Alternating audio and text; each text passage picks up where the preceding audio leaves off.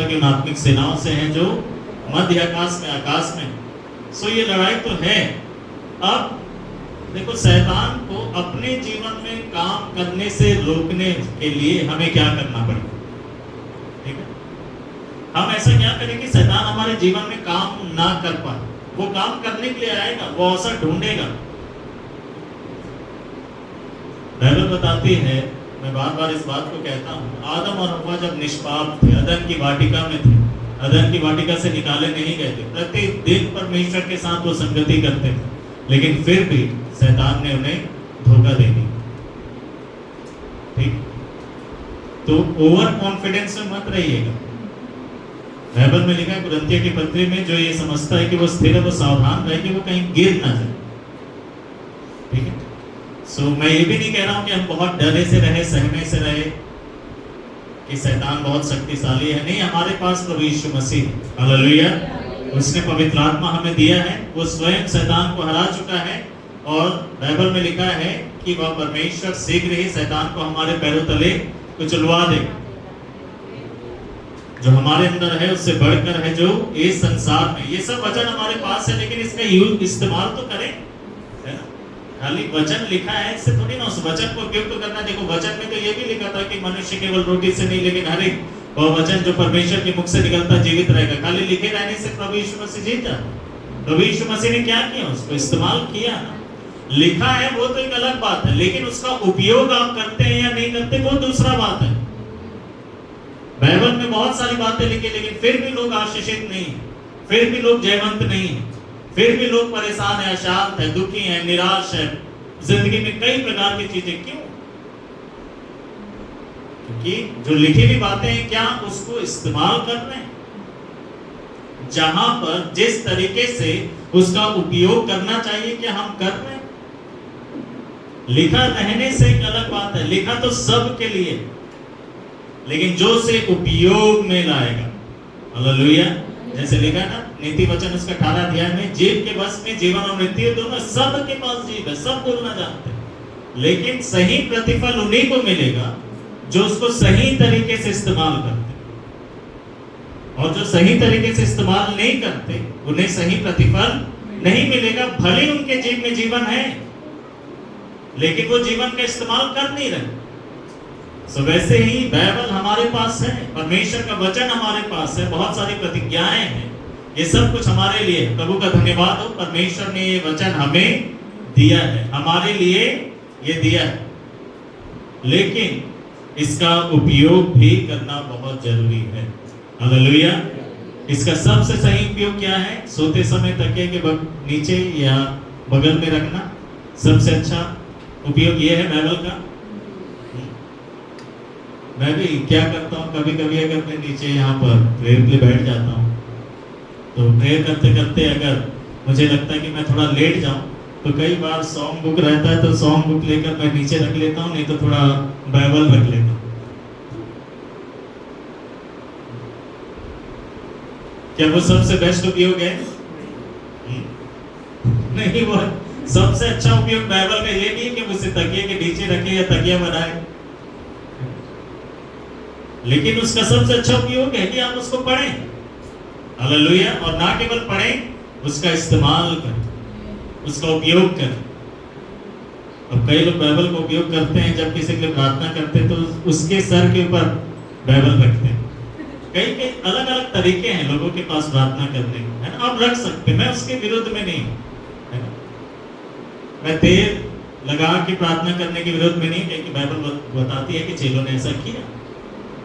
याकूब की पत्री में परमेश्वर का वचन हमें अनुमति देता है कि तेल लगाकर हम लोग प्रार्थना करें, रुमाल लगा के प्रार्थना करते हैं, मैं उसके विरुद्ध में भी नहीं। बाइबल में लिखा है कि लोग चेलों के देह से अपने रुमाल छुआ लेते थे, ताकि वो जाकर बीमारों के ऊपर रखें, और लोग चंगे हो जाते थे। कोई बाइबल रख रहा है, ठीक है, लेकिन बाइबल रखने वाला बाइबल पढ़ता भी है या नहीं?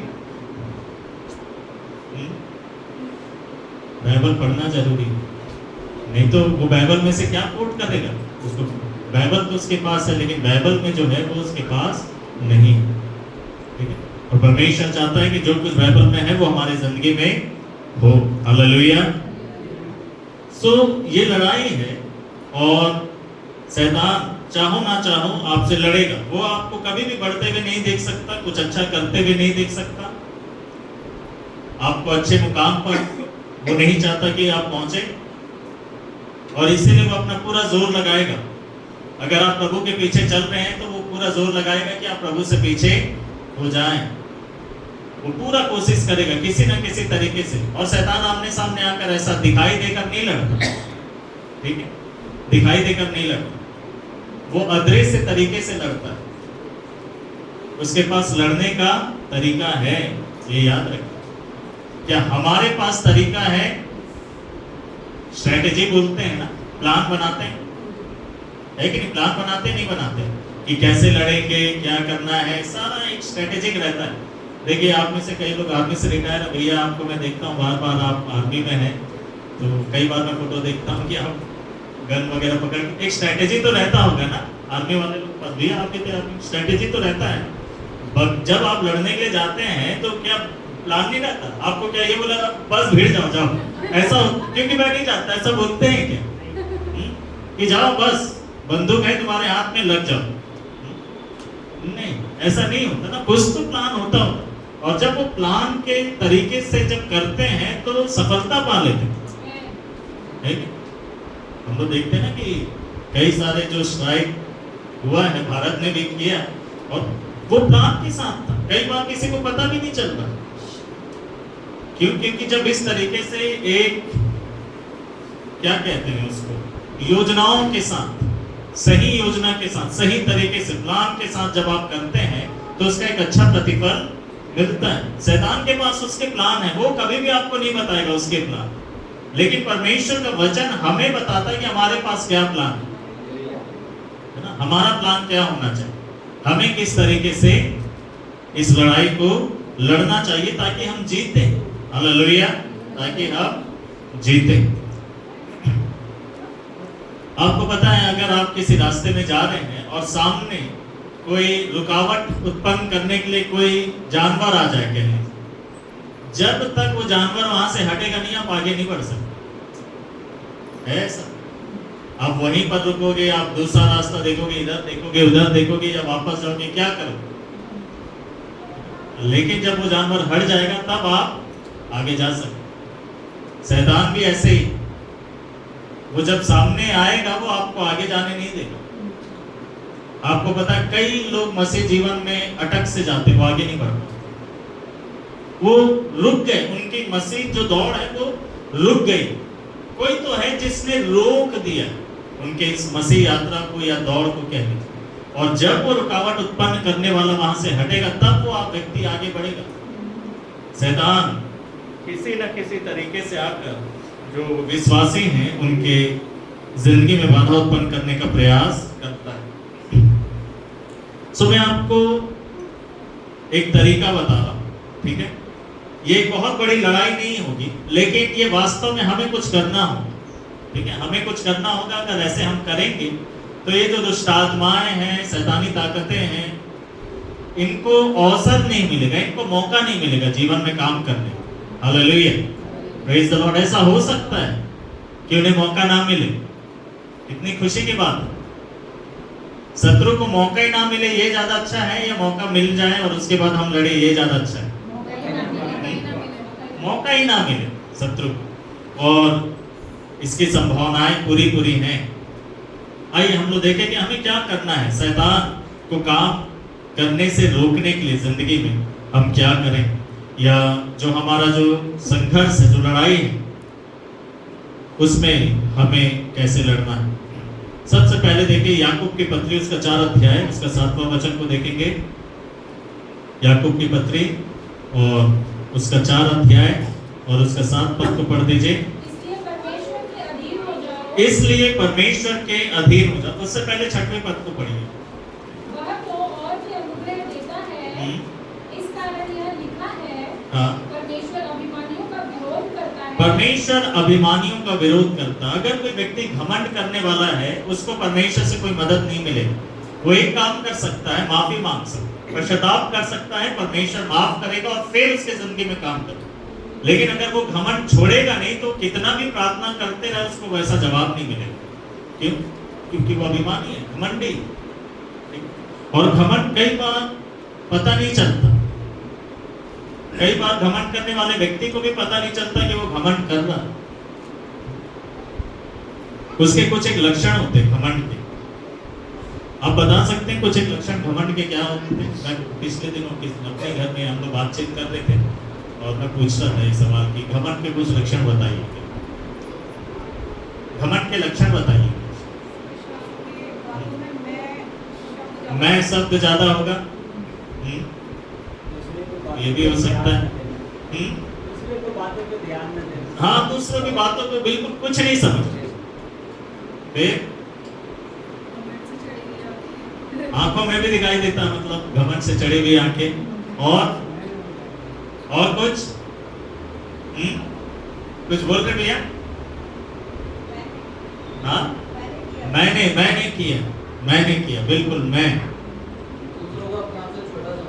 दूसरों को अपने आप से छोटा समझना, बिल्कुल ये घमंड का लक्षण है। ये रेस्पेक्ट नहीं करना, ये घमंड का लक्षण है। सारा क्रेडिट अपने ऊपर लेते रहना हर एक बात के लिए। झुकेगा भी नहीं। हाँ, झुकेगा भी नहीं हो। झुकेगा भी नहीं, बिल्कुल अपने आप को छोटा नहीं करेगा, झूठ बोलेगा, अपने बातों को ज्यादा ऊपर रखेगा। बहुत बढ़िया बता रहे आप लोग। देखो आप लोग को कितना चीज पता है घमंड के बारे में। मैं ही कर सकता हूँ और कोई नहीं कर सकता। सो अपना मनमानी,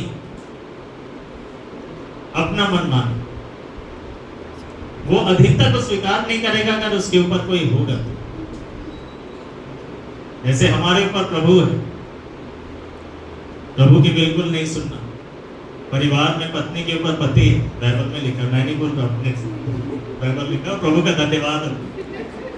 नहीं तो फिर हमारे लिए बड़ा मुश्किल होता परिवार को काउंसलिंग करना, वो तो भिड़े रहते। फिर कम से कम हम ये तो बोल सकते हैं कि भाई पत्नी के ऊपर पति है, ये बाइबल बता रही है, अगर आपको बदलना तो बदल।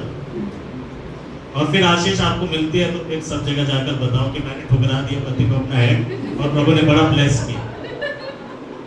ऐसा हो नहीं सकता।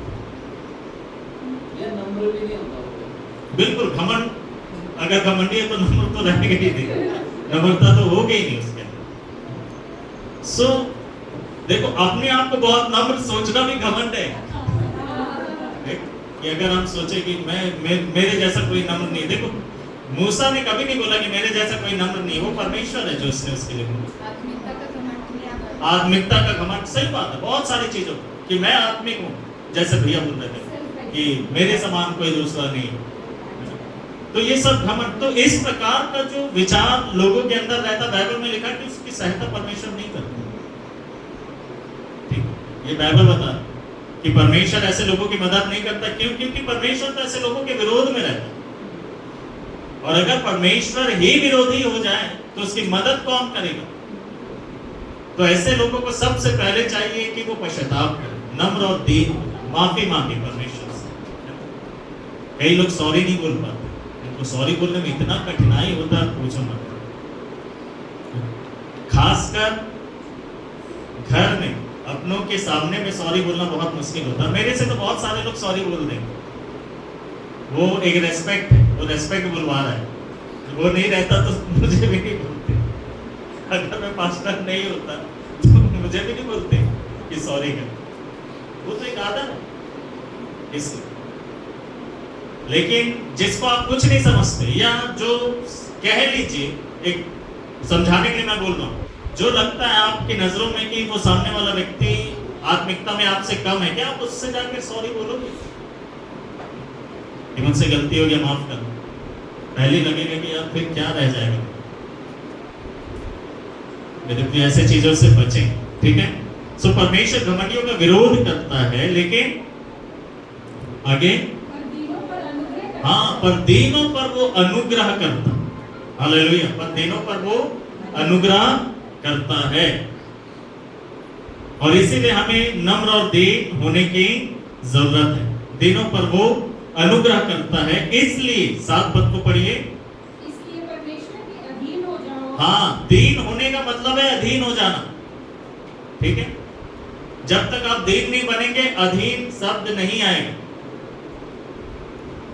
तो जब हम अपने आप को दीन करते, विनम्र करते, नम्र कर लेते, तब आप अधीन हो सकते हैं, तब आप अपने आप को सौंप सकते हैं किसी के हाथों के नीचे, किसी के नेतृत्व के नीचे, किसी के अधिकार के नीचे। नहीं तो आप अधीन नहीं हो। इसीलिए लिखा है परमेश्वर दीनों पर अनुग्रह करता है, और तब लिखा है कि दीन हो जाओ और फिर परमेश्वर के अधीन हो जाओ। कई लोग बोलेंगे मैं तो सिर्फ परमेश्वर के अधीन रहता हूं, वो भी फिर घमंड करोगे हो सकता कि जिनके वास्तव में अधीन होना चाहिए। परमेश्वर का वचन ये नहीं बोलता कि आप परमेश्वर के अधीन रहो और किसी के अधीन मत रहो, ऐसा नहीं कहता। सो पहले दीन हो जाएं और फिर अधीन हो जाएं। फिर क्या लिखा है? परमेश्वर के अधीन हो जाओ और शैतान का सामना करो। और शैतान का सामना करो। कई लोग बिना दीन और अधीन हुए शैतान का सामना करते हैं। उनको पता है कि उनकी लड़ाई शैतान से हो रही है, उनको पता है कि कई सारी चीजें शैतानी चीजें, लेकिन उन्होंने क्या किया? अपने आप को दीन नहीं किया और ना ही अधीन किया परमेश्वर की, और वो लड़ रहे हैं। वो लड़ाई खत्म नहीं होगी, वो लड़ाई जारी रहेगी। वो लड़ाई तब तक जारी रहेगी जब तक आप अपने आप को दीन नहीं कर लेते और परमेश्वर के अधीन नहीं करते। जिस दिन आप दीन हो जाएंगे और परमेश्वर के अधीन हो जाएंगे, उस दिन वो लड़ाई खत्म हो जाएगी। हालेलुया। क्योंकि लिखा है परमेश्वर आपको अनुग्रह देगा। परमेश्वर का अनुग्रह एक बहुत बड़ी ताकत है, सामर्थ्य। पौलुस कहता है कि परमेश्वर तेरा अनुग्रह मेरे लिए काफी है। हालेलुया। वो मेरा पक्ष लेगा, वो मेरा साथ लेगा, वो मेरा साथ देगा। हालेलुया। वो मेरे साथ आकर खड़ा हो जाएगा अनुग्रह करके, वो मेरी मदद के लिए आ जाएगा। Hallelujah. Praise the Lord. So मेरे प्रिय, इन बातों का ध्यान रखें। सो सबसे पहला काम जो मैं और आप कर सकते हैं इस लड़ाई में, वो ये है कि हम अपने आप को दीन करें और परमेश्वर के अधीन करें। आपको पता है शैतान कुछ नहीं कर सकता। लिखा है कि अपने आप को इसलिए परमेश्वर के अधीन हो जाओ, फिर क्या करो? शैतान का सामना करो, जाकर खड़े हो जाओ, लड़ो भी मत। बहुत ज्यादा तुम्हें लड़ने, संघर्ष करने की भी जरूरत नहीं है। जब आप परमेश्वर के अधीन और शैतान का सामना करेंगे तो शैतान ऐसे ही भागेगा, ऐसे ही दूर हटेगा। वो आपके सामने टिकेगा नहीं, लड़ेगा नहीं, वो ज्यादा समय तक वो आपका सामना नहीं कर सकता। हालेलुया। Praise the Lord. देखिए दीनता और अधीनता में कितनी बड़ी सामर्थ्य है। लगता है कि खाली प्रार्थना करने में ही सामर्थ्य। देखिए आपको पता है कि जब व्यक्ति दीन और अधीन नहीं होता, उसकी प्रार्थनाएं बहुत प्रभावशाली नहीं है। समझ में आ रहा है ये बात? तो बाइबल में लिखा है कि अपने आप को दीन कर लो और परमेश्वर के अधीन कर लो, और फिर शैतान का सामना करके देखो। शैतान को आने दो, वो तुम्हारे सामने से भाग खड़ा होगा। वो तुम्हारे सामने में ठहर नहीं सकता, रुक नहीं सकता। ये बहुत जरूरी है मेरे प्रिय। आप अपने मन की दशा को जानें कि आप अपने आप को दीन कर पाते हैं कि नहीं, और परमेश्वर के अधीन कर पाते हैं कि नहीं। अपनी जिंदगी के हर एक क्षेत्र को परमेश्वर के अधीन करिए। अपनी आत्मिक जिंदगी को परमेश्वर के अधीन करिए। बोलिए कि प्रभु मैं अपनी आत्मिक जिंदगी को तेरे अधीन करता हूं, तेरे हाथों में सौंपता हूं। आप मुझे बताइए, आप मुझे जांचिए। हालेलुया। Praise the Lord. अपने शारीरिक जीवन को परमेश्वर के अधीन करिए, अपने शरीर को परमेश्वर के अधीन करिए। कुछ लोग आत्मा तो दे दी है परमेश्वर को, लेकिन शरीर नहीं दिए। शरीर के ऊपर अभी भी उन्हीं का नियंत्रण, वो अपने शरीर के ऊपर नियंत्रण नहीं किया। इसमें थोड़ा वक्त जरूर लगता है, लेकिन हमें प्रार्थना करना है कि परमेश्वर मैं सौंप रहा हूं, अपने शरीर को दे रहा हूं। Hallelujah. Praise the Lord. Bible बताती है अपने शरीर को, शरीर के अंगों को धार्मिकता के हथियार होने के लिए परमेश्वर को सौंप दो। रोमियो की पत्री में आपका शरीर एक हथियार है। हालेलुया। Praise the Lord. आपके शरीर में सिर्फ जुबान ही सबसे ज्यादा जरूरी नहीं है, उसमें है ताकत, लेकिन आपका शरीर, पूरा शरीर परमेश्वर का हथियार बन सकता है। हालेलुया। और आपका शरीर शैतान के विरुद्ध में काम कर सकता है। Praise the Lord. लेकिन चाहिए कि वो शारीरिक जिंदगी को, शरीर में जो ये हम अपना दिन बिताते हैं, उसको भी परमेश्वर के अधीन करें। क्या उसका ये मतलब नहीं है कि आप 24 घंटा बैठे रहें प्रार्थना में? क्या इसका ये मतलब है? देखिए ऐसा मुझे बोलना पड़ता है क्योंकि कई लोग व्यवसाय में, कई लोग जॉब करते हैं, कई भाई स्त्रियां घर के काम करते हैं। मैं ये सिखा दूंगा आपको कि 24 घंटा आपको प्रार्थना करना है, घर में लड़ाई झगड़े होंगे। आपके यहाँ राशन खत्म हो जाएगा, कुछ नहीं रहेगा, ये ज्यादा समय तक नहीं चलेगा। परमेश्वर का वचन कभी भी ये नहीं कहता कि आप कुछ भी नहीं कर सकते। Hallelujah, praise the Lord. लेकिन हर जो भी चीजें आप करते हैं वो परमेश्वर के अधीन होकर परमेश्वर के वचन और इच्छा के अनुसार कर सकते हैं। हालेलुया। और वहां परमेश्वर की महिमा जरूर आप देखेंगे। तो शरीर, अपने शरीर में जो आप दिन बिताते हैं, जिस तरीके से आपका जो दिनचर्या है, ये आप अच्छे से जानते हैं। आपका दिनचर्या कैसा है? आपके शरीर में आप जो प्रतिदिन बिताते हैं वो क्या करते हैं? आप ज्यादा सोते हैं, सोना गलत नहीं है, अच्छे से सोए, रेस्ट लें, लेकिन सोते ही ना रहे। बिल्कुल, अभी तो उस नींद तो मोबाइल ने चोरी कर लिया। पहले तो नींद आता भी था, आजकल नींद नहीं आता लोगों को, क्योंकि मोबाइल इतना चल रहा है। मुझे बहुत हैरानी लगा, जब से नया मोबाइल लिया मैं बहुत कम चला रहा हूँ मोबाइल। मेरे को इस बात का हैरानी है बहुत। यूट्यूब बहुत, पता नहीं कैसे, ये तो बड़ा चमत्कार है। नहीं तो नया मोबाइल आने से भाई और अच्छा मोबाइल है पहले जो था उससे, तो और लगे रहना चाहिए मेरे, पता नहीं क्यों। फेसबुक में आप कम देखोगे, इसलिए कुछ एक चीजों का मैं पासवर्ड भूल गई। मेरे को भाई नॉमिनेट से पूछना मेरे अपने चैनल का पासवर्ड, क्योंकि उनके पास है, आपके पास है ना, तो मेरा ऑफिशियल जो विजय कुमार वाला। हाँ, तो दिनचर्या कैसा है आपका शरीर परमेश्वर के कितना अधीन हुआ है? क्या मोबाइल देखना गलत है? क्या यूट्यूब देखना गलत है? नहीं भाई, आप अपने भी वीडियो डालते हैं, आप अच्छे अच्छे संदेश सुनते हैं, लेकिन बस उसी में नहीं रहना, उसी में नहीं रहना। ये कभी भी विकल्प नहीं है, ये याद रखें, ठीक है? ये कभी भी विकल्प नहीं है कि आप परमेश्वर की उपस्थिति में बैठना छोड़ दें। इसको शरीर में आप कैसे दिन बिता रहे हैं, इसको परमेश्वर के अधीन करना, परमेश्वर में अपने शरीर को आपके अधीन करना हो। मेरा शरीर आपके लिए उपयोग हो, मेरा शरीर पाप के लिए उपयोग ना हो, संसार के व्यर्थ चीजों के लिए उपयोग ना हो, लेकिन मेरे शरीर को तू अपने हाथों में ले। जैसे मैंने अपनी आत्मा दिया है, परमेश्वर में अपना शरीर भी तुझे देता हूं। शरीर को भी परमेश्वर के अधीन कर दीजिए। आपको पता है आपके शरीर के ऊपर आशीष आएगी। हालेलुया। यीशु मसीह ने बोला कि आत्मा तो तैयार है, लेकिन क्या वो शरीर सामर्थी हो सकता है? हो सकता है। उसने बोला कि प्रार्थना करो कि परीक्षा में ना पड़ो। आत्मा तो तैयार है, लेकिन शरीर दुर्बल। आप प्रार्थना करेंगे, आपका शरीर सामर्थी होता चला जाएगा। हालेलुया। उस लड़ाई के लिए जो दुष्ट आत्माओं से, उस जीवन के लिए जो आपको जीना है, उन योजनाओं को पूरा करने के लिए जो परमेश्वर ने आपके लिए रखा है, उन सेवकाइयों को पूरा करने के लिए जो परमेश्वर ने आपके लिए रखा है। Hallelujah, praise the Lord. उसी समय मैं ये भी कहूंगा कि आप अपने शरीर का जरूर ध्यान दीजिएगा, ना शरीर में इतने कमजोर ना हो जाए कि आप सेवा ना कर पाए। ठीक है, फास्टिंग रखने का भी समय है, खाने का भी समय है। खाना पीना भूल गए हैं, खाने का कोई शुद्ध नहीं, खाने का कोई ध्यान नहीं, ऐसा मत करिए।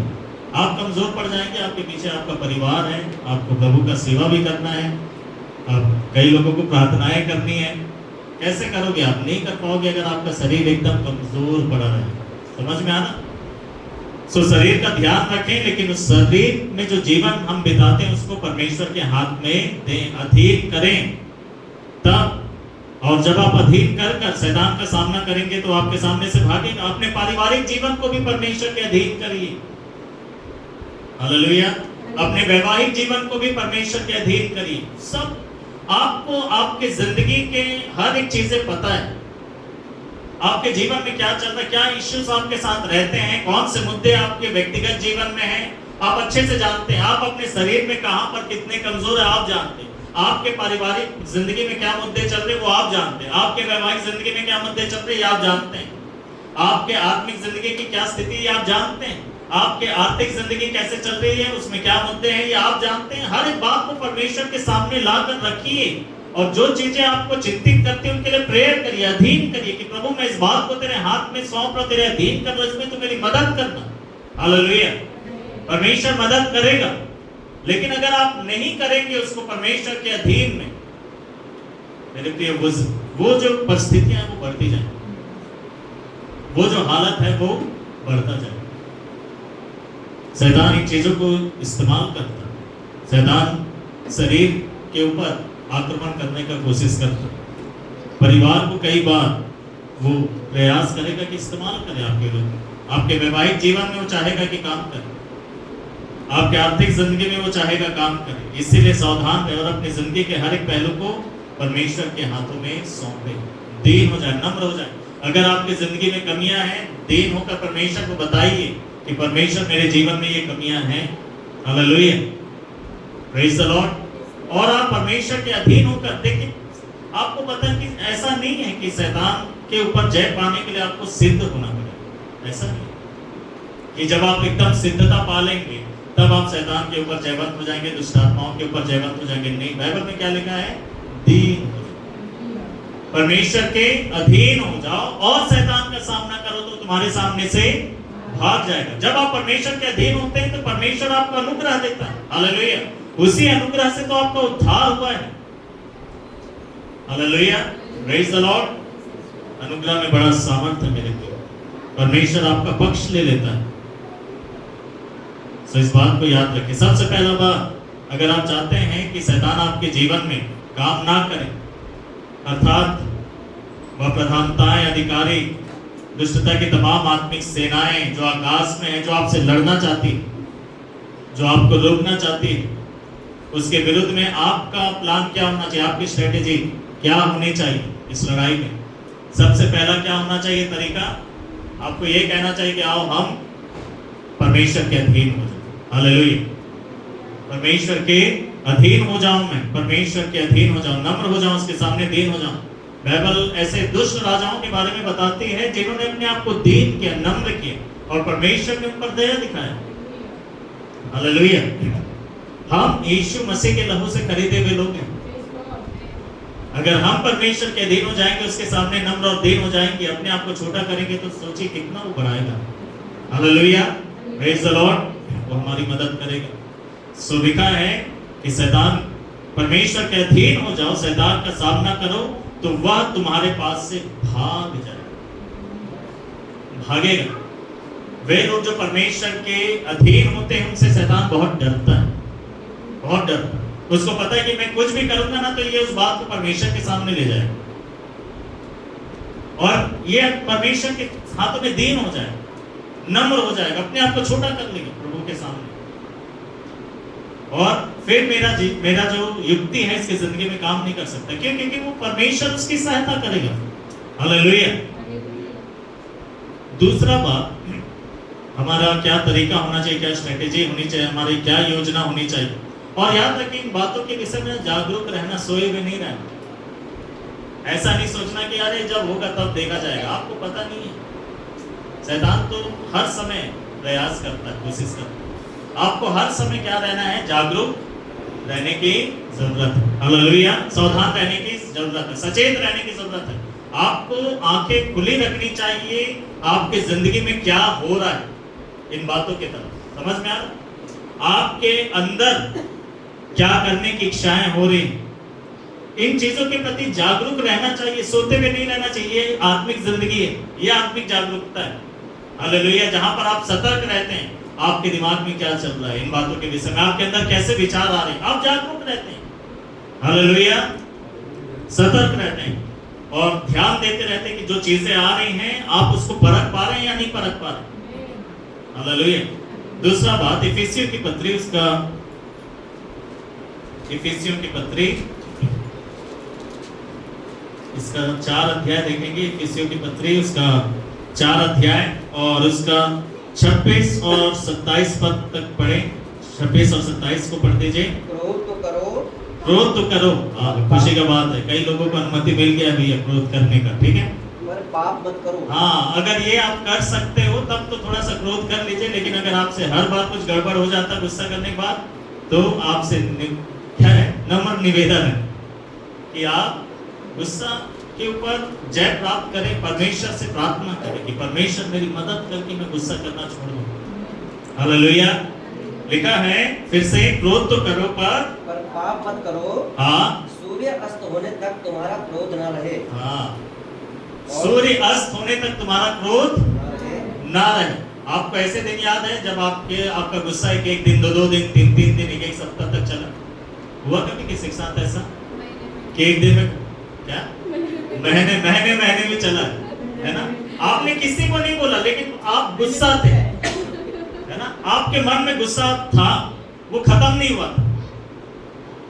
बाइबल बता रही है कि शाम होते होते वो खत्म हो जाना चाहिए,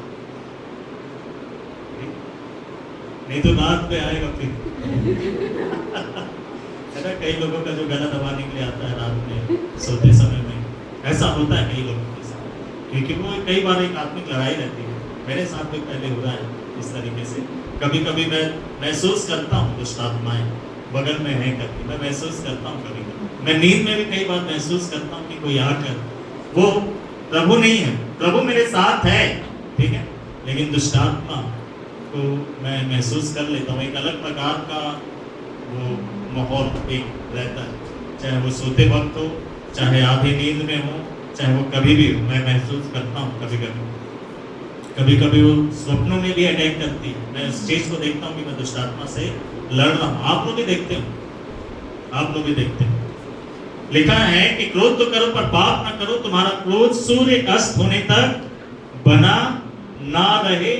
शाम होते होते, आप ये वचन आप जानते हैं ना, तो आपको इसके ऊपर मेहनत करना चाहिए, इसके ऊपर काम करना चाहिए। नजरअंदाज नहीं कर सकते आप, भले ही सामने वाला माफी मांगा या ना मांगा हो, आप आज खत्म कर दीजिए, कल वो सॉरी बोलेगा तो बोलना ठीक है सॉरी, लेकिन शाम को आप ठीक हो जाइए।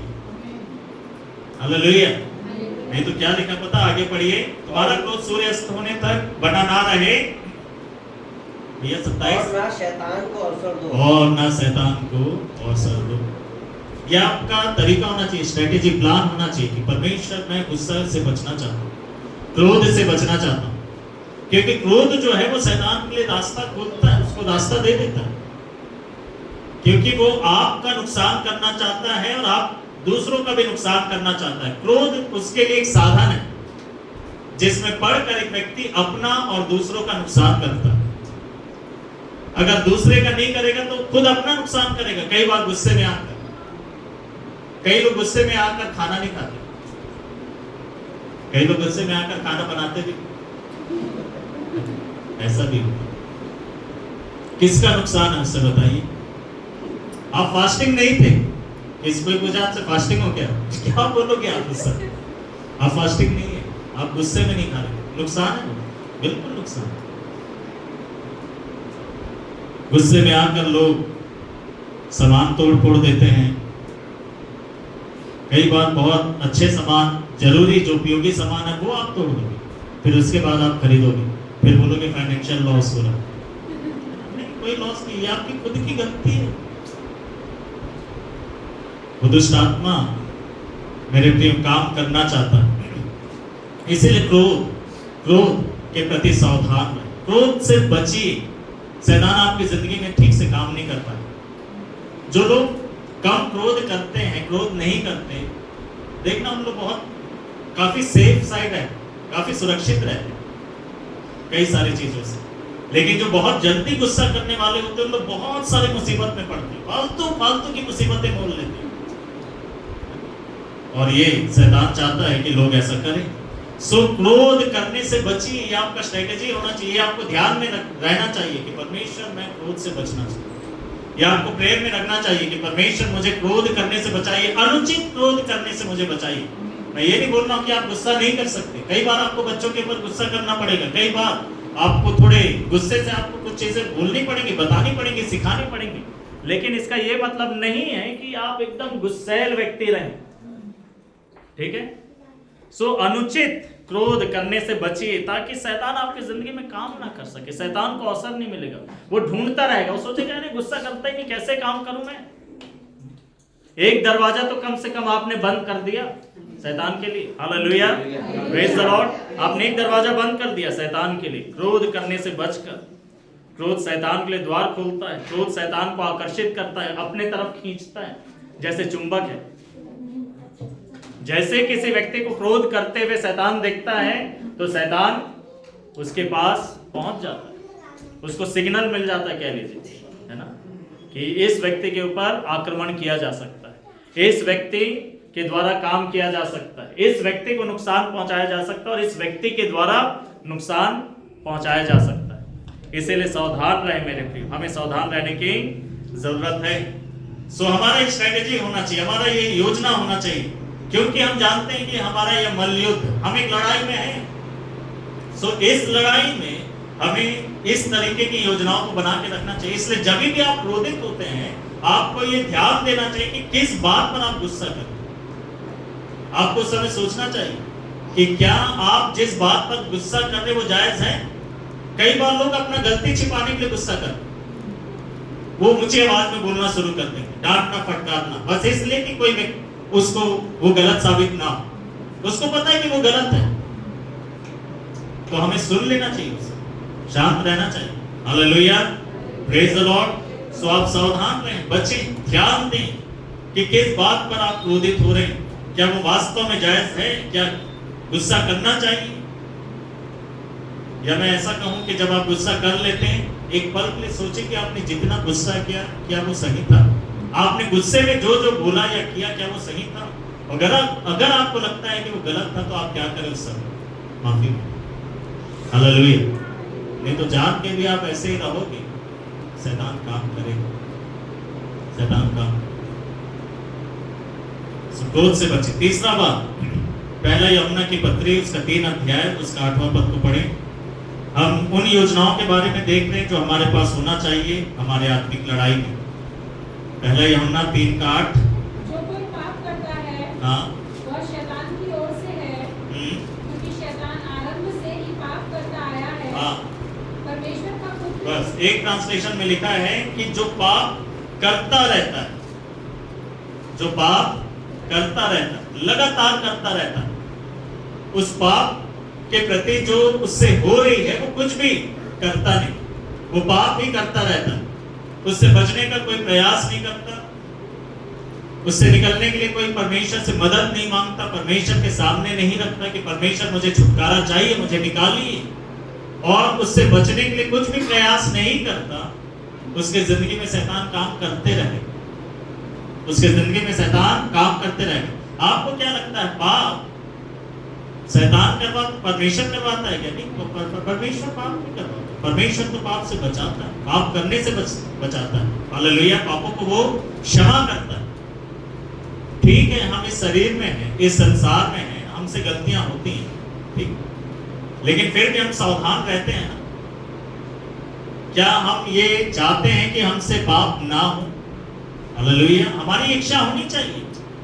और जिन हमारी जिंदगी की वे गलतियां जो हम जानते हैं कि लगातार बार बार हम दोहराते हैं, उसके प्रति ज्यादा सावधान रहें, प्रार्थना करें, परमेश्वर से मदद मांगे कि प्रभु ये पाप मुझसे बार बार होता है, मुझे इससे निकालिए, मुझे इससे बचाइए, मैं नहीं करना चाहता, मैं नहीं पढ़ना चाहता इन बातों में, आप मेरी मदद करो। उस व्यक्ति की जिंदगी में शैतान काम नहीं कर पाए, क्योंकि वो परमेश्वर से मदद मांग रहा है। हालेलुया। लेकिन जो परमेश्वर से मदद नहीं मांगता, उसको अपना एक क्या कहते हैं, उसको वो अपना जिंदगी का एक हैबिट, उसको क्या बोलेंगे, हैबिट का एक आदत बना लिया है ना, अपने जीवन का वो एक आदत बना लिया, और इसीलिए वो कह रहा है कि ये मेरी जिंदगी की एक आदत बन गई, मैं इससे नहीं निकल सकता। आपको मैं बताऊं, परमेश्वर आपको हर एक बुरी आदतों से निकाल सकता है, हर एक ऐसी आदत जो नुकसानदायक है उससे परमेश्वर आपको छुड़ा सकता है, बचा सकता है। Hallelujah, praise the Lord. मेरी कई बुरी आदतें जिस दिन मैंने यीशु मसीह को अपना उद्धारकर्ता करके ग्रहण किया, उसी पल खत्म हो गई। फिर कुछ ऐसी चीजें थी जिससे परमेश्वर धीरे धीरे निकाला। बात करते करते, कायल करते करते उस गलती के प्रति परमेश्वर बहुत कायल किया, और फिर उससे निकलने की इच्छा उत्पन्न हुई, उसे छोड़ने की इच्छा उत्पन्न हुई। परमेश्वर ऐसा करता जब आप उसके साथ बने रहते, प्रार्थना करते। हालेलुया। वो आपकी जिंदगी में काम करता रहेगा, वो आपको कायल करेगा, वो आपको पश्चाताप से भरेगा, वो आपको दिखाएगा कि वो जो आप कर रहे हैं वो कितना खतरनाक है, उससे कितना बुरा असर पड़ता है आपकी जिंदगी के ऊपर, आपके कितने सारे परेशानियां वो चीजें खड़ा करती है, वो आप महसूस करेंगे। आपको वो कायल करना है। कुछ चीजें जो आप तुरंत नहीं छोड़ पा रहे उसको परमेश्वर आपको कायल करेगा, सिखाएगा। आपका मन फिर कहेगा कि परमेश्वर मुझे इससे निकलना है पूरे तरीके से। हालेलुया। परमेश्वर आपकी मदद करेगा, सहायता करेगा। लेकिन वे लोग जो बिल्कुल नजरअंदाज करते हैं चीजों को, वो सोचते हैं कि ये तो मेरी आदत है, ठीक है, चलता है। आप याद रखें, शैतान काम करता रहे, चलता है करके मसीह जिंदगी में नहीं चलता है ना। मैंने बताया था, पास्टर नरेंद्र कटारे जी ने बोला था, चलता है मसीह जीवन में नहीं चलता। Hallelujah, praise the Lord. So तीसरा बात, किसी भी पाप को करते ना रहें, उससे छुटकारा पाने के लिए प्रभु यीशु मसीह से प्रार्थना करें, उससे पुकारें, बोले कि प्रभु मुझे इससे छुड़ाइए, मुझे बाहर निकालो। हालेलुया। परमेश्वर निकालेगा, परमेश्वर तरीका ढूंढेगा, चाहे वो कोई सा भी। परमेश्वर आपकी मदद जरूर करेगा। चौथी बात, पहला कुरिन्थियों उसका 7 अध्याय उसका 5 पद को पढ़ेंगे। हमारे आत्मिक लड़ाई में हमारे पास क्या योजना होना चाहिए, किस तरीके से हमें इसे लड़ना चाहिए। पहला कुरिन्थियों 7 अध्याय उसका 5 पद। तुम एक दूसरे से हाँ अलग न रहो, हाँ परंतु केवल कुछ समय तक आपस की सम्मति से हाँ प्रार्थना करने के लिए हाँ अवकाश मिले, हाँ और फिर एक साथ रहो। बिल्कुल, ये वैवाहिक जीवन के बारे में लिखा हुआ है यहाँ, ठीक है। क्या लिखा है कि भाई प्रार्थना करने के लिए तुम एक दूसरे से थोड़े वक्त के लिए अलग हो जाओ, लेकिन फिर उसके बाद वापस आ जाओ। अब कमरे में मत बैठे रहो, कमरे से बाहर ही नहीं निकलती पत्नी या पति, या भाई ज्यादा समय के लिए जा रहे हैं तो बता के जाओ कि मैं थोड़ी देर प्रार्थना करूं। लेकिन प्रार्थना को बहाना बना के मत जाए, प्रार्थना को बहाना मत बनाए। कई लोग बोलते हैं कि नहीं, मुझे अफसोस है ये बोलते हुए, लेकिन मैं अपने मसीह जीवन और सेवकाई के इस अनुभव में मैंने देखा है कई परिवारों में परेशानी यही कि घर को ना ठीक से मैनेज नहीं करते। खाने वाला जो रहता है, अगर कोई सेवा में है तभी भी उसका जिम्मेदारी है कि वो ध्यान रखे इन चीजों का, चाहे वो पुरुष हो चाहे वो स्त्री हो। हालेलुया। नहीं तो बहुत सारी चीजों में ना परिवार की स्थिति ठीक नहीं। अब समझ लीजिए कि कोई स्त्री है, कोई पत्नी है, वो 24 घंटे अगर बैठे रहे कि प्रार्थना में, तो घर को परेशानी नहीं होगी। मैं सोचता हूँ परेशानी होगा, बाकी आप लोग भाई क्या सोचते हैं, आपका नजरिया है। मैं एज ए पास्टर मुझे कई बार ऐसे चीजों को डील करना पड़ा, समझाना पड़ा कि यार तुम्हारा परिवार है ना, परिवार का भी थोड़ा सा ध्यान रखो। तुम्हारे बच्चे हैं, पति हैं, सास है, ससुर है, भाई ध्यान तो रखो। पति को भी समझाना पड़ता, तुम्हारा परिवार है भाई, थोड़ा इंतजाम करो इनके लिए। विशेषकर ऐसे परिवारों में बड़ा, वैसे तो अच्छा है, सब अपनी जिम्मेदारी को समझते हैं, लेकिन जहाँ पर शराब रहता वहां पर पति उनकी हालत बहुत बेकार है ना, क्योंकि वो अपनी जिम्मेदारियों को ठीक से पूरा नहीं करते। लेकिन पुरुषों का और स्त्रियों का अपना अपना जिम्मेदारी है। Hallelujah, praise the Lord. और हमें हमारी जिम्मेदारी को समझना चाहिए। बाइबल में लिखा है प्रार्थना करने जाओ, लेकिन फिर कमरे से बाहर आ जाओ, फिर अपना काम करो, अपना अच्छे से बैठो, वक्त बिताओ, बातचीत करो, ठीक से रहो, मतलब एक अच्छा वैवाहिक जीवन जियो, ठीक है। अगर आप इतना प्रेयर कर रहे हैं कि आपका वैवाहिक जीवन ही खराब हो रहा है, तो मुझे तो उसमें संदेह होगा, मुझे संदेह होगा कि आप कर क्या रहे हैं। आपको परमेश्वर प्रार्थना में नहीं बता रहा कि तुम यहाँ पर गड़बड़ कर रहे हो, आप नहीं सुनेगा वो व्यक्ति। भाई मैं सच कह रहा हूं, मुझसे गड़बड़ी होगा, मैं तो सुनता। कई बार तो जैसे बैठूंगा वो पहला बात वही आएगा मेरे मन में, प्रार्थना तो बात की बात है। आप लोगों का मन कैसा है? दाऊद कहता है कि मेरा मन मुझे सिखाता है, बोलता है कि रात में भी शिक्षा देता, तो रात में ही मत लीजिए शिक्षा। सब कुछ सोते समय ही आप याद करेंगे, ऐसा नहीं। हालेलुया। सो अपना वैवाहिक जीवन ठीक रखिए, अच्छा रखिए। प्रार्थना का एक समय है, प्रार्थना में रखिए। परिवार के साथ वक्त बिताने का समय परिवार के साथ भी बिताइए। पति पत्नी आपस में थोड़ा सा वक्त बिताना जरूरी है। थोड़ी देर बैठे, प्यार से बात करें, लड़ते ही मत रहे, है ना? ठीक। मैं आपको सच बता रहा हूँ, ये सारी चीजें ना शैतान को काम नहीं करने देंगी। आगे क्या लिखा, पढ़िए, इसी को आगे क्या लिखा था, पढ़िए 7 का 5 में। अवकाश मिले और फिर एक साथ रहो, ऐसा ना हो कि तुम्हारे असंयम के कारण शैतान तुम्हें परखे। हाँ, तुम्हारे असंयम के कारण शैतान तुम्हें परखे। जब वैवाहिक जिंदगी ठीक नहीं चलती तो पता है शैतान काम करता है, शैतान काम करता है। शैतान पुरुषों के अंदर में दूसरे स्त्रियों के बारे में ख्याल डालेगा और स्त्रियों के अंदर में दूसरे पुरुषों के बारे में ख्याल डालेगा। आप बोलेंगे भैया आप कैसी बात कर रहे हैं? मैं सच बोल रहा हूँ, मैं झूठ थोड़ी नहीं बोल रहा हूँ। बाइबल में लिखा है कि शैतान परीक्षा में डालेगा। जब आप ठीक से बैठोगे नहीं, ठीक से बात नहीं करोगे, वक्त नहीं बिताओगे, साथ में प्रेयर भी जरूरी है, आपका पर्सनल प्रेयर लाइफ, थोड़ा टाइम प्रेयर भी करें और इस तरीके से एक अच्छा पारिवारिक माहौल को, वैवाहिक माहौल को अपनी जिंदगी में बनाए रखें। ये आपका स्ट्रेटेजी होना चाहिए। आप खूब तो प्रेयर कर रहे हैं और फिर उसके बाद सबसे मुंह खुला के रखें, ये स्ट्रेटेजी है आपका, बताओ। ऐसा आपको लगता है कि ऐसे में शैतान हारेगा और भागेगा? शैतान भी हरा रहेगा, मैं नहीं जाता। तुम बोलते रहो। आपको पता वो शैतान आप किसी व्यक्ति के अंदर से नहीं निकालते, आप अपनी जिंदगी के सामने से हटा रहे। उसको निकालने का तरीका फर्क है। हालेलुया। इसको निकालने का, उसको हटाने का तरीका फर्क है, ये याद है। समझ में आ रहा? अच्छा घर का माहौल, पारिवारिक माहौल कैसे अच्छा रहता बताइए? मुंह फुला के बैठे रहना, ठीक से बात नहीं करना, प्रभु तेरी उपस्थिति से इस घर को भर दे। बताओ, आपको भले मजाक लगा, लेकिन ऐसा करने से काम होगा? ऐसा करने से काम होगा? बताओ ना।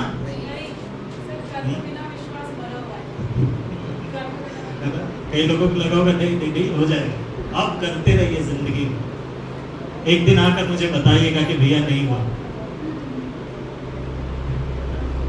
आप तो ऐसे भी प्रार्थना करने वाले व्यक्ति हो, अच्छे से लोगों के साथ क्या करें, बात। घर में जो भी हैं उनके साथ थोड़ा अच्छे से व्यवहार करें और बात करें। आप देखिए आपके घर का माहौल बहुत फर्क है। Hallelujah, praise the Lord.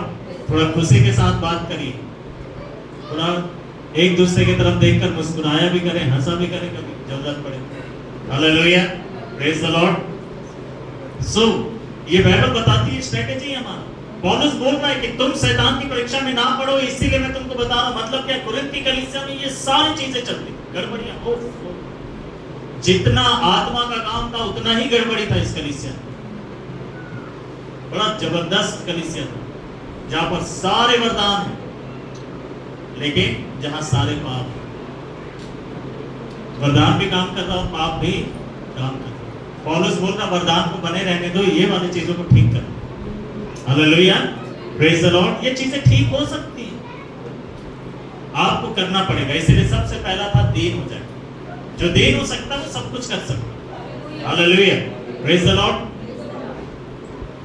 5वां पद, पहला कुरिन्थियों उसका 11वां अध्याय और उसका 3 और 4 पद को पढ़ेंगे। परंतु मैं चाहता हूँ कि तुम यह जान लो हाँ कि हर एक पुरुष हाँ का सिर मसीह है, हाँ और स्त्री का सिर पुरुष है, और मसीह का सिर परमेश्वर है। सॉरी, दूसरा कुरिन्थियों को देखिए एक बार। दूसरा कुरिन्थियों,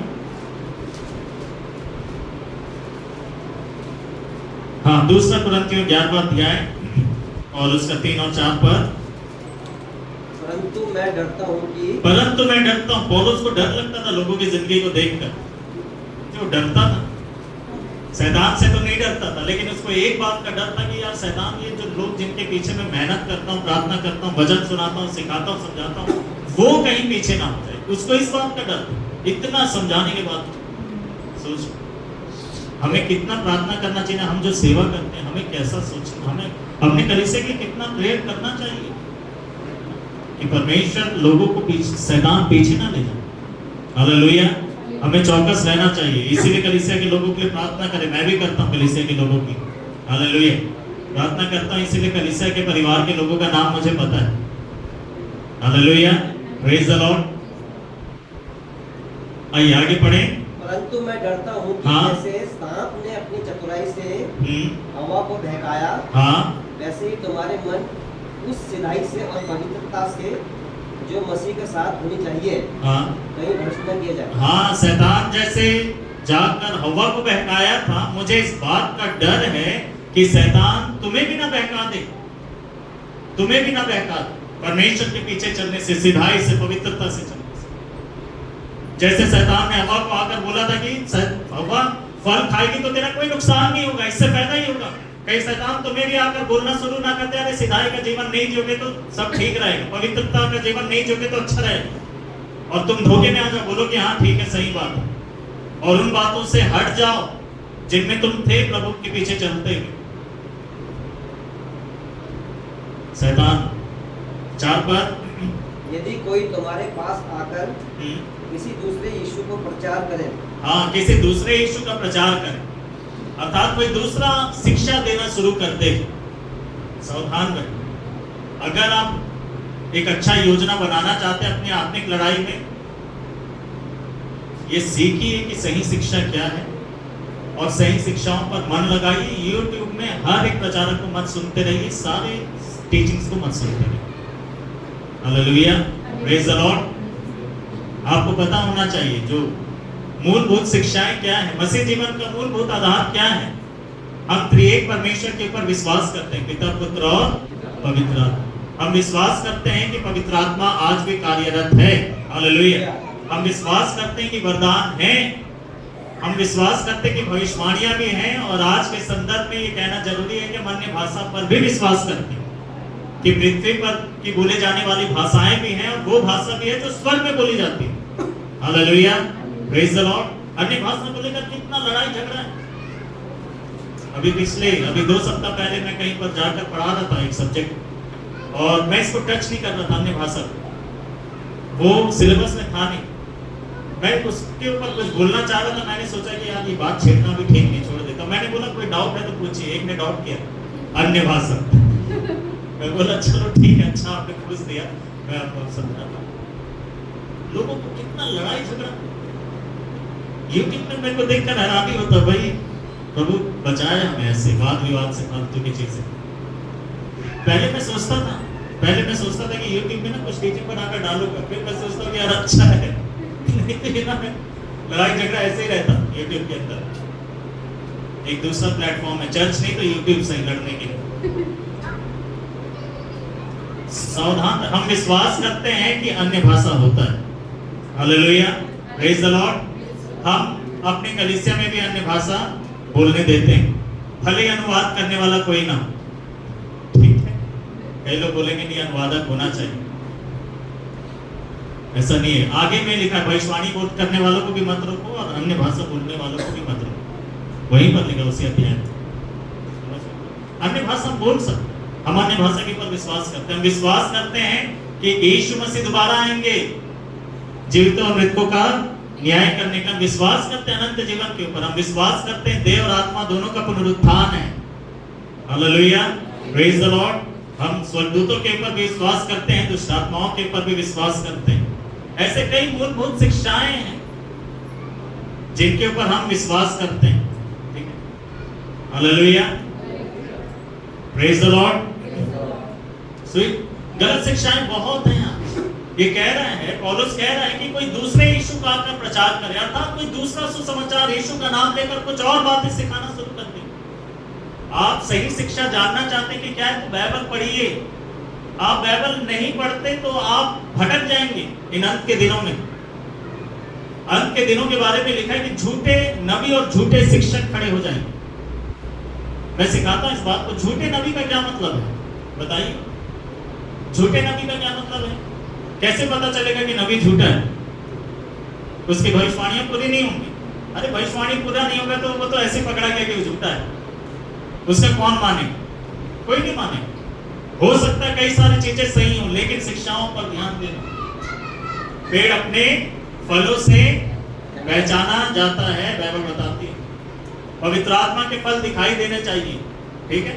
पवित्र आत्मा के फल दिखाई देना चाहिए, नहीं तो ये अंत के दिन आप इसको एकदम दिमाग में बैठा लीजिए, ये अंत के दिनों में ये हो कर ही रहेगा। आपको पता, जब मैं बाइबल पढ़ना शुरू किया और अंत के दिनों के बारे में जब मैं अध्ययन करता था, तो मैं पढ़ता था कि झूठे शिक्षक।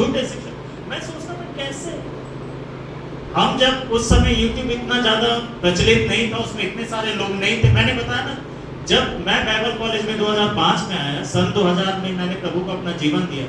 2000 से 2005 तक, जब तक मैं बाइबल कॉलेज में नहीं आया, मैं किसी दूसरे चर्च में नहीं गया। आज तो एक ट्रेंड है, क्या है बोलिए, खराब लग रहा है बोलने में। आज लोगों का एक ट्रेंड है, एक संडे यहाँ, 2 संडे वहां, फिर एक संडे कहीं और, एक संडे कहीं और। क्या अब क्या कर रहे हैं? अच्छे मसीही लोग करते हैं काम, क्योंकि ट्रेंड यहां से कुछ पाना चाहते हैं। मैं भौतिक चीजों के बारे में नहीं बोल रहा कि भौतिक चीजें, क्योंकि भौतिक चीजें बढ़ता ही नहीं सारे चर्चेस में, लेकिन इधर से कुछ ज्ञान ले, उधर से कुछ ज्ञान ले, उधर से क्या, एक जगह से तृप्त नहीं हो पा रहे हैं। आपको नहीं मिल रहा सही तरीके से वचन, सही तरीके से नहीं मिल रहा तो चर्च बदल दीजिए, वो ज्यादा बेटर है। आपको जहां सही लगता है वहां चले जाइए, वहां सुनिए। मैं कभी भी नहीं गया, मैं सच कह रहा हूं। आप हमारे पास्टर जी से पूछ लेना जब वो आएंगे, या तो चर्च नहीं गए हैं या तो वहीं गए, कहीं और नहीं। Hallelujah, praise the Lord. लेकिन आप ठीक थे। तब मैं सोचता था कि ये कैसे होगा, क्योंकि इतने सारे शिक्षकों को हम जानते नहीं थे, इतने सारे प्रचारकों को जानते ही नहीं थे। मुश्किल से 1-2 प्रचारकों को हम जानते थे जो बड़ी सभाएं कराते थे वहां छत्तीसगढ़। 1-2 पास्टर, मैं अपने पास्टर जी को जानता था। एक पास्टर जी प्रभु में सो गए, नेल्सन डैनियल करके प्रभु के बहुत अच्छे जन, वो भी मीटिंग्स कराते थे, मीटिंग्स अटेंड करने के लिए जाते। तो ऐसे 1-2 को जानते थे और किसी आज अब जब मैं बाइबल को पढ़ता हूं मत्ती में कि अंत के दिन में झूठे शिक्षक खड़े होंगे, मुझे जरा भी हैरानी नहीं होती। बताइए कहां पर खड़े हो रहे हैं? चर्च में तो जगह मिल नहीं रहा। हमारे चर्च में एक अंकल बोलते थे, आपको पता मैंने बैठा दिया था, याद है भाई? मैं तो बुजुर्ग सोच के रेस्पेक्ट दे दिया, वो तो क्या कर दे रहे थे विश्वासियों को। प्लीज अब बैठ जाए। मुझे बहुत हैरानी लगता है। एक और अंकल आए थे, अपना बहुत सारा उन्होंने अनुभव बताया कि मैं ऐसा किया इसी संस्था। मैंने रेस्पेक्ट की, मैं सोचा कि इस संस्था के साथ उनको जब मैंने वचन बोलने के लिए मैं बोला कि आप इतने अनुभवी हैं, लेकिन मुझे वर्तमान की दशा नहीं पता ना कि क्या स्थिति है। उनको मैंने बोला कि आप प्रचार करिएगा, 10 मिनट नहीं बोल पाया। मैंने सोचा कि चलो यहाँ नहीं बोले, बारी घाट में बोलते हैं। बारी घाट में दिया ना तो क्या बोल देना, हम भी अगर बच्चे होते नाम हमारा होता, क्या क्या खाने को मिलता लड्डू, और दुनिया कहते हैं बुजुर्ग आप इस संस्था में रहे। कुछ ऐसे ऑर्गेनाइजेशन से मैं रिस्पेक्ट करता हूँ, वो एक ऑपरेशन मोबिलाइजेशन मैं रिस्पेक्ट करता हूँ। वाइबम youth with a mission, Indian campus crusade, USI जो और अलग अलग, तो ये लोग व्यवहारिक सेवा करने वाले लोग हैं। इनके पास बहुत सारी चीज, आप नॉमिनेट को जानते, नॉमिनेट ओएल मेरा अभी तो नहीं है, लेकिन उसके पास बहुत सारे अनुभव हैं, वो बता सकता बहुत सारी चीजें आपको, क्योंकि व्यवहारिक प्रैक्टिकल मिनिस्ट्री। लेकिन इन अंत के दिनों में मैंने बताया, जब मैं अंत के दिनों को देखता हूँ, मुझे जरा भी हैरानी नहीं है कि गलत शिक्षाएं कैसे करें, क्योंकि सब के लिए एक प्लेटफॉर्म है जिसको बोलते हैं यूट्यूब, फेसबुक।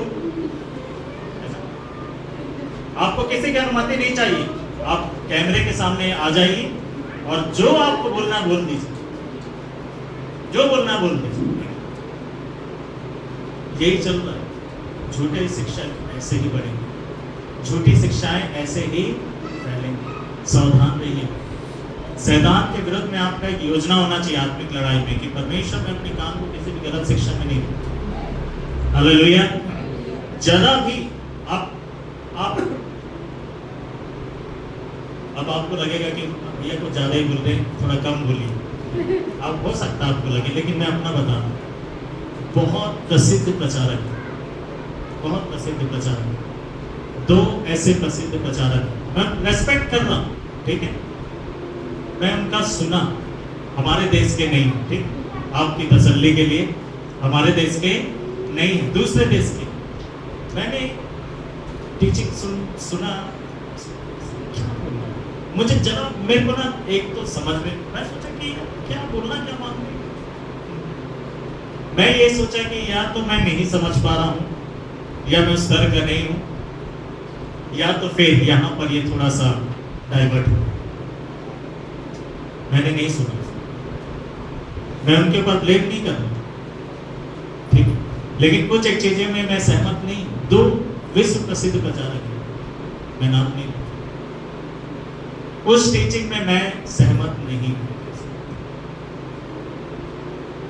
आपको भी खड़े होकर बोलना चाहिए कि इस बात में मैं सहमत नहीं, मैं आपका दुश्मन नहीं, लेकिन मैं इसमें सहमत भी नहीं। मेरे प्रियो, हर एक शिक्षा को अंदर मत ले लीजिए, क्योंकि जब वो उगेगा ना कई बार हानिकारक, समझ में आ रहा? सो सावधान रहे, थंबनेल देखकर मत सुन लीजिए, ठीक है, संदेश। और अगर सुनते हैं तो अच्छे से सुनिए और देखिए, और कोई डाउट होगा तो हमसे पूछिए।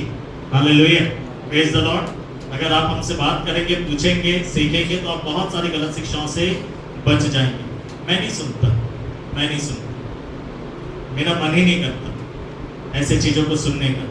एक गलत शिक्षा में जो चले गए, मैं सोचता हूँ कि गलत शिक्षा है। उस परिवार को मैंने विजिट किया, उन्होंने बोला कि भैया आप हमारे जो पास्टर हैं, जो लीडर हैं, आप उनसे बातचीत करिए ना। मैं बोला आपने बात किया, देखिए क्या हाल है। मैं नहीं करना चाहता, मैं विवाद में नहीं पढ़ना चाहता। आपके पास प्रकाशन बहुत हो सकते हैं, लेकिन उद्धार यीशु मसीह से। Hallelujah, praise the Lord. उद्धार यीशु मसीह से है। सो गलत शिक्षाएं बहुत सारे हैं, 2-4 का मैं नाम ले लूं। यहोवा विटनेस, जीसस ओनली, और कुछ लोग ये कहते हैं कि पवित्र आत्मा का काम प्रेरितों के साथ खत्म हो गया। क्या उम्मीद है? क्या सारे वरदान खत्म हो गए? तो कोई उम्मीद नहीं है, फिर बीमारों के लिए आप प्रार्थना मत करो। दुष्टात्मा ग्रस्त व्यक्ति के सामने आपका कोई बस नहीं चलेगा, क्योंकि पवित्र आत्मा तो है नहीं। पवित्र आत्मा का काम तो प्रेरितों के साथ खत्म हो गया।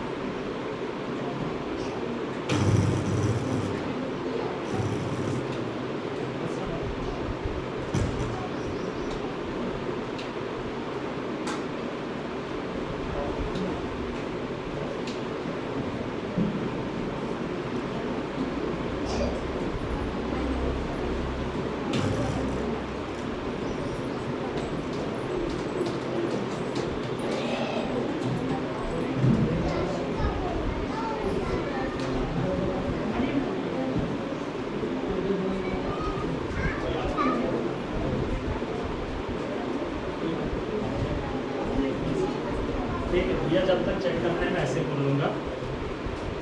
मैंने बताया कई प्रकार की गलत शिक्षाएं हैं, तो उससे सावधान हमें रहना है। मैंने बताया जैसे जीसस ओनली, यहोवा विटनेस, कुछ लोग मानते हैं कि पवित्र आत्मा का काम बंद हो गया चेलों के साथ। तो इस प्रकार की शिक्षाएं आप देखेंगे, और भी बहुत सारे झूठे शिक्षक होंगे। आप बहुत सावधान रहिएगा जब आप सोशल मीडिया में होते हैं, ठीक है। तो ये 5वां मैंने बताया, स्ट्रैटेजी होना चाहिए। क्यों? क्योंकि ऐसे से आप अपने आप को बचाते हैं। आपके अंदर क्या जा रहा है उससे आप अपने आप को बचा के रखते हैं। आप सही चीज़ों को अपने अंदर में लेंगे और गलत चीज़ों को आप क्या करेंगे? हटा देंगे। ये हमें करना ज़रूरी है। आप ज़रा सोच के देखें कि कोई व्यक्ति जिसको आप टीचिंग को समझ नहीं पाए और वो रॉन्ग है, ठीक है, और आप उसको सही मान बैठे और कभी ये बात एकदम स्पष्ट हो जाए कि वो गलत था, क्या करोगे? हम लोग ऐसे बहुत सारे अगुओं के बारे में सुने हैं जो गलत थे, बड़ी भीड़ उनके पीछे थी और आखिरी में सब के सब ठोकर खा गए, सब के सब। हमारे छत्तीसगढ़ में एक मूवमेंट था, बताते हैं कि इतना जबरदस्त वहाँ पर काम होता था। मैंने ऐसा सुना, मेरे पिताजी खुद बताते थे, बोलते थे कि जब वो स्टेज में आते और उस समय सिर्फ वो ढपली बजाते थे, ढपली बजा के वो एक आध गीत गाते थे बस, और ऐसा अद्भुत काम होता था, ऐसे भीड़। लेकिन धीरे धीरे वक्त के साथ उनका जो शिक्षा है वो बदलता चला गया और एकदम गलत होता चला गया और वो हद पार कर गए। उन्होंने ऐसा बोल दिया कि यीशु मसीह जो आने वाले थे वो मैं हूं।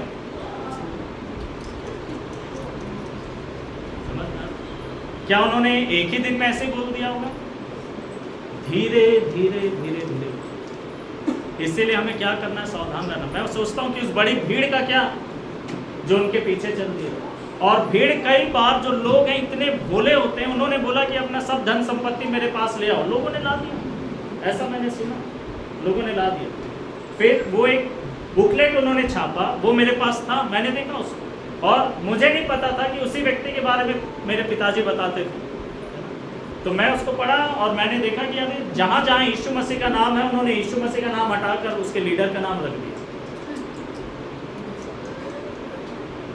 वो लोग उनका अनुकरण कर रहे हैं अभी भी। इसीलिए सावधान रहिए। इसीलिए शुरू से क्या हो जाए? सावधान रहिए। आपका तरीका होना चाहिए। आपको पता है शैतान आपको मूर्खता से नहीं पकड़ेगा तो आपके ज्ञान से पकड़ेगा, किसी न किसी चीज से पकड़ेगा। वो आपकी बुद्धिमानी को आपके विरुद्ध इस्तेमाल करेगा। आप अपने आप को बड़ा सतर्क सचेत सोचते हैं, वो उसको भी इस्तेमाल कर सकता है। आप अपने आप को बड़ा बुद्धिमान समझते हैं, वो उसको भी पकड़ सकते हैं। इसीलिए सावधान रहें, ठीक है? जहाँ पर भी मन खटकता है उन बातों के प्रति सावधान हो जाइए। छठवां बात जल्दी से, प्रेरितों के काम 5:3 हमारा आत्मिक लड़ाई में क्या योजना होना चाहिए, क्या स्ट्रैटेजी होना चाहिए? प्रेरितों के काम उसका 5 अध्याय और उसका 3 पद को पढ़ दीजिए जल्दी। हाँ, पतरस ने कहा, अनन्या और सफीरा, उससे पहले लिखा 4 अध्याय के आखिरी में, उस समय क्या होता था कि सब कुछ साझे का रहता था। प्रारंभिक कलीसिया में लोग अपना घर बार बेचकर, जमीन जायदाद बेचकर पैसा प्रेरितों के पास लेकर आते थे और प्रेरित कलीसिया में जिनकी जैसे जरूरत थी वैसे ही वो बांट दिया करते। और लिखा है बरनबास ने भी अपना जमीन बेचा और पैसे लाकर प्रेरितों के चरणों में दे दिया। और उसके बाद अनन्या सफीरा नाम का एक परिवार था, पति पत्नी, उन्होंने भी बेचा और उन्होंने आपस में सलाह किया कि कुछ हम अपने पास रख लेंगे और कुछ ले जाकर पतरस के पास दे देंगे और बोलेंगे कि इतने में ही बिका था। ठीक है? और तब पतरस इनसे क्या कहता है? पढ़ दीजिए। पतरस ने कहा, हे हनन्या, शैतान ने तेरे मन में यह बात क्यों डाली? हाँ, पतरस कुछ ज्यादा ही बोल रहा है। पतरस कुछ ज्यादा ही बोल रहा है ना? वो विश्वासी हैं अनन्या सफीरा, और पतरस क्या बोल रहा पता है? शैतान ने तुम्हारे मन में डाला। उनको पता था कि शैतान डाल रहा, उनके मन में नहीं पता था। शैतान दिखाई दिया था, अलग से आकर खड़ा हुआ था। जब पति पत्नी बात कर रहे थे, तीसरा भी आ गया शैतान, एक स्पिरिट दिखाई दे रहा और बोल रहा है कि ऐसा बोल रहा। नहीं, उनको जरा भी पता नहीं चला। उनके अंदर ये विचार आया, ये इच्छा उत्पन्न हुई कि ऐसा कर देते। और पतरस बोल रहे हैं कि ये शैतान ने तुम्हें ऐसा करने के लिए उकसाया।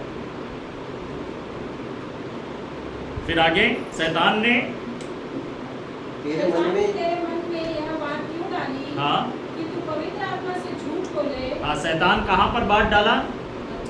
कहाँ पर? कहाँ पर? कहाँ पर? मन में।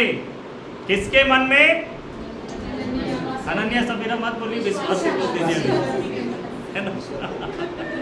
विश्वासी के मन में शैतान बात डाला। वे विश्वासी जो प्रेरितों के साथ संगति करते थे, शिक्षा प्राप्त करते थे, रोटी तोड़ते थे, प्रार्थना करते थे, हो सकता है अन्य भाषा भी बोलते थे, पवित्र आत्मा से भी भरे हुए थे, लेकिन फिर भी कुछ ऐसे मसले थे जिसमें वो शैतान को अपने मन में काम करने देते। और वो बात था पैसा, पैसे को लेकर। उन्होंने बोला ये सारा पैसा हम नहीं देंगे, हम कुछ अपने पास रखेंगे और कुछ जाकर देंगे और बोलेंगे कि इतने में ही। पतरस पूछता भी है कि क्या इतने में ही है? और कुछ लोग बड़े साहसी होते। प्रभु का धन्यवाद हो, प्रभु का धन्यवाद हो कि प्रेरितों के काम 5वें अध्याय के बाद ऐसी घटनाएं बहुत कम घटी। कि प्रभु का दिल से मैं धन्यवाद करता, नहीं तो पता नहीं कितने लोग आज सो गए, कितने लोग आज सो गए। मेरे प्रियो, आपका स्ट्रैटेजी होना चाहिए कि आप एक पारदर्शी व्यक्ति हो, सही व्यक्ति बने। भाई नहीं देना तो नहीं देंगे, हो गया है ना। झूठ क्यों बोलेंगे? उसमें कोई लड़ेगा झगड़ेगा थोड़ी ना। देखो वो तो आप ही का है। पतरस यही तो कहता है, ये तो तुम्हारा ही था, मैं कब बोला कि बेच कर ले आओ? ये तो तुम अपने से कर रहे हो, हमने तो किसी को नहीं बोला। ये तुम्हारे स्वतंत्र इच्छा है। अगर तुम आकर बोल देते कि भाई इतने में बिका, हम पूरा नहीं दे रहे, कुछ अपने पास रख रहे, तो मैं कुछ तुम्हारा नुकसान होता है क्या? नहीं होता। कई लोग ऐसे स्पष्ट नहीं होते, साफ नहीं होते, पारदर्शी नहीं होते। मेरे प्रिय, शैतान मौका ढूंढेंगे, इसीलिए पारदर्शी, इसमें बुरा मानने की जरूरत नहीं है बिल्कुल। इससे ना तो आप छोटे होते, याद रखें, आप ईमानदार हैं। Hallelujah, praise the Lord. मैंने पिछले दिनों शायद बताया, मैंने ये बिली ग्राहम का एक घटना मुझे याद आता है, जो चार्ल्स टेम्पल्टन करके, जो उनके जिनके सब जो बिली ग्राहम से ज़्यादा प्रचलित थे शुरुआती समय में, उसके बाद बिली ग्राहम प्रचलित हुए। बिली ग्राहम कुछ समय तक वो दोनों मिलकर सेवा की। चार्ल्स टेम्पल्टन धीरे धीरे शक और संदेह में आ गए। उनको लगने लगा कि परमेश्वर का अस्तित्व नहीं है। उनको लगा कि बाइबल गलत है, झूठ है, ये सच नहीं है। यीशु एक ऐसे एक अच्छा व्यक्ति था, परमेश्वर का पुत्र नहीं है। नहीं तो इतनी बुराइयां क्यों है, इतने संघर्ष क्यों, धर्मी जन क्यों सताया जाता है, इतने लड़ाई झगड़े क्यों हैं? अगर परमेश्वर है तो रोकता क्यों नहीं? ऐसे ऐसे सवाल उनके दिमाग में आए और विश्वास से पीछे हो गए। जिस कलीसिया को वो लेकर आगे बढ़ रहे थे, उस कलीसिया के बीच में गए। उन्होंने बोला कि मुझे आपके सामने एक बात को अंगीकार करना है, मैं आगे से आपके बीच में सेवा नहीं कर पाऊंगा, क्योंकि मैं खुद बाइबल के ऊपर विश्वास नहीं कर पा रहा हूँ। जिन बातों को मैं प्रचार करता हूँ, मैं मान नहीं पा रहा हूँ कि वो सही है। लोगों का क्या हाल हुआ? ये बात बिली ग्राहम को पता चला। बिली ग्राहम शायद उसी कलीसिया में आए। उन्होंने बोला कि वो एक ईमानदार व्यक्ति है। हालेलुया। जो भी हुआ वो दूसरी बातें हैं, लेकिन वो ईमानदार है। उसने सच्चाई से अंगीकार किया, तुम्हें धोखे में नहीं रखा। वो धोखे में आकर खड़े होकर तुम्हें सिखाते नहीं रहा। वो ईमानदारी से हट गए। वो अपनी स्थिति को बताए ना, तुम्हें दूर होने के लिए थोड़ी ना बोल रहे हैं। वो अपना संघर्ष बता रहे कि मैं यकीन नहीं कर पा रहा। मेरे प्रियो, जब आप सच रहते हैं, सही साफ रहते हैं, उससे आपको कोई नुकसान नहीं हो। बाइबल बताती है तुम्हारे हाँ की हाँ, ना की ना, ना से नुकसान नहीं होता। कई लोग मुसीबत में इसलिए क्योंकि ना बोले ही नहीं कभी, हर जगह हाँ बोलती, हर बात के लिए हाँ बोलती, और बाद में फिर उसके बाद उसका तोड़ ढूंढे कि क्या करें। समझ में आया? पारदर्शिता रखें। परमेश्वर आपसे प्यार करता है। हालेलुया। अगर आप अपने लिए कुछ रख लेते, उसमें आपकी आत्मिकता घटती नहीं, आप छोटे नहीं हो गए, आप कम नहीं हुए, है ना। आपकी स्वतंत्र इच्छा। इसलिए बाइबल में लिखा है कुरिन्थ की पत्री में, जो जैसा अपने मन में ठानता है वैसा वो दे। हालेलुया। 7वां बात, मत्ती रचित सुसमाचार उसका 16 अध्याय उसका 23 पद को पढ़ें जल्दी से। ये हम उन योजनाओं के बारे में पढ़ रहे हैं जो हमारे आत्मिक युद्ध में हमारे पास होना चाहिए। ठीक है, स्ट्रैटेजी हमारी होनी चाहिए। शैतान ऐसे में काम नहीं कर पाएगा। उसने फिरकर पतरस से कहा, हाँ। हे शैतान मेरे हाँ। सामने से दूर हो। हाँ, हे शैतान मेरे सामने से दूर हो। दूर हो। तू मेरे लिए ठोकर का कारण है। तू मेरे लिए ठोकर का कारण है, क्योंकि तू परमेश्वर की बातें नहीं, हाँ, पर मनुष्य की बातों पर मन लगाता है। हाँ, क्योंकि तू परमेश्वर की बातों पर नहीं लेकिन मनुष्य की बातों पर मन लगाता है। प्रभु यीशु मसीह ने अपने दुख उठाने के बारे में बताया कि मैं दुख उठाऊंगा, मैं मारा जाऊंगा, मैं गाड़ा जाऊंगा, तीसरे दिन मैं मृतकों में से जी भी उठूंगा। लेकिन पतरस उस बात को ग्रहण नहीं कर पाया, समझ नहीं पाया। पतरस बोलने लगा कि ऐसा ना होने पाए। तब प्रभु यीशु मसीह ने उसे झिड़का, कहा कि हे शैतान मुझसे दूर है, क्योंकि तू परमेश्वर की बातों पर नहीं लेकिन मनुष्य की बातों पर मन लगाता है। देखो, शैतान का एक तरीका है, वो विश्वासियों को प्रेरित करेगा कि वो मनुष्यों की बातों पर मन लगाए। देखो, आप मनुष्यों की बातों को सुनने से नहीं बच सकते। आप संसार में, आप घर में हैं, कार्य क्षेत्र में, बाहर आते जाते हैं, है ना, न्यूज़ है, न्यूज़ पेपर्स हैं, आप यूट्यूब में भी न्यूज़, कई सारी चीज़ें आप सुनते हैं। कितना सुनते हैं आप सुनने से नहीं बच सकते, लेकिन उन्हें मानने से बचना। हालेलुया। कोई कुछ भी बोल दिया, आप मानना लेकिन वही है, वैसा ही करना। हमें परमेश्वर के वचन को आधार बनाना। Hallelujah, praise the Lord. चाहे हमसे बात करने वाला कितना भी विद्वान हो, विशेषज्ञ हो, लेकिन वो परमेश्वर से बड़ा नहीं है। Hallelujah, praise the Lord. So मनुष्यों की बातों को सुनने के बाद बस वही सोचते मत रहिए, उसी को सच मत मान लीजिए, उसी के बारे में और सोचते मत रहिए दिन रात। उन बातों को आपने सुना, ठीक है, खत्म करिए। बस उस समय तक आपने सुना, आपके दिमाग में आया, परमेश्वर मैं इन बातों को हटा रहा हूँ, मेरी मदद करें, मैं इन बातों पर नहीं सोचना चाहता, मैं आपकी बातों के ऊपर सोचना चाहता हूँ। Hallelujah, praise the Lord. मेरे प्रिय, ऐसा करने से आप बचेंगे। आगे बढ़ते हैं, 8वां बात, और क्या स्ट्रेटेजी हमारी होनी चाहिए। जकरिया नबी की किताब, उसका 3 अध्याय और उसका 1 से 12 पद।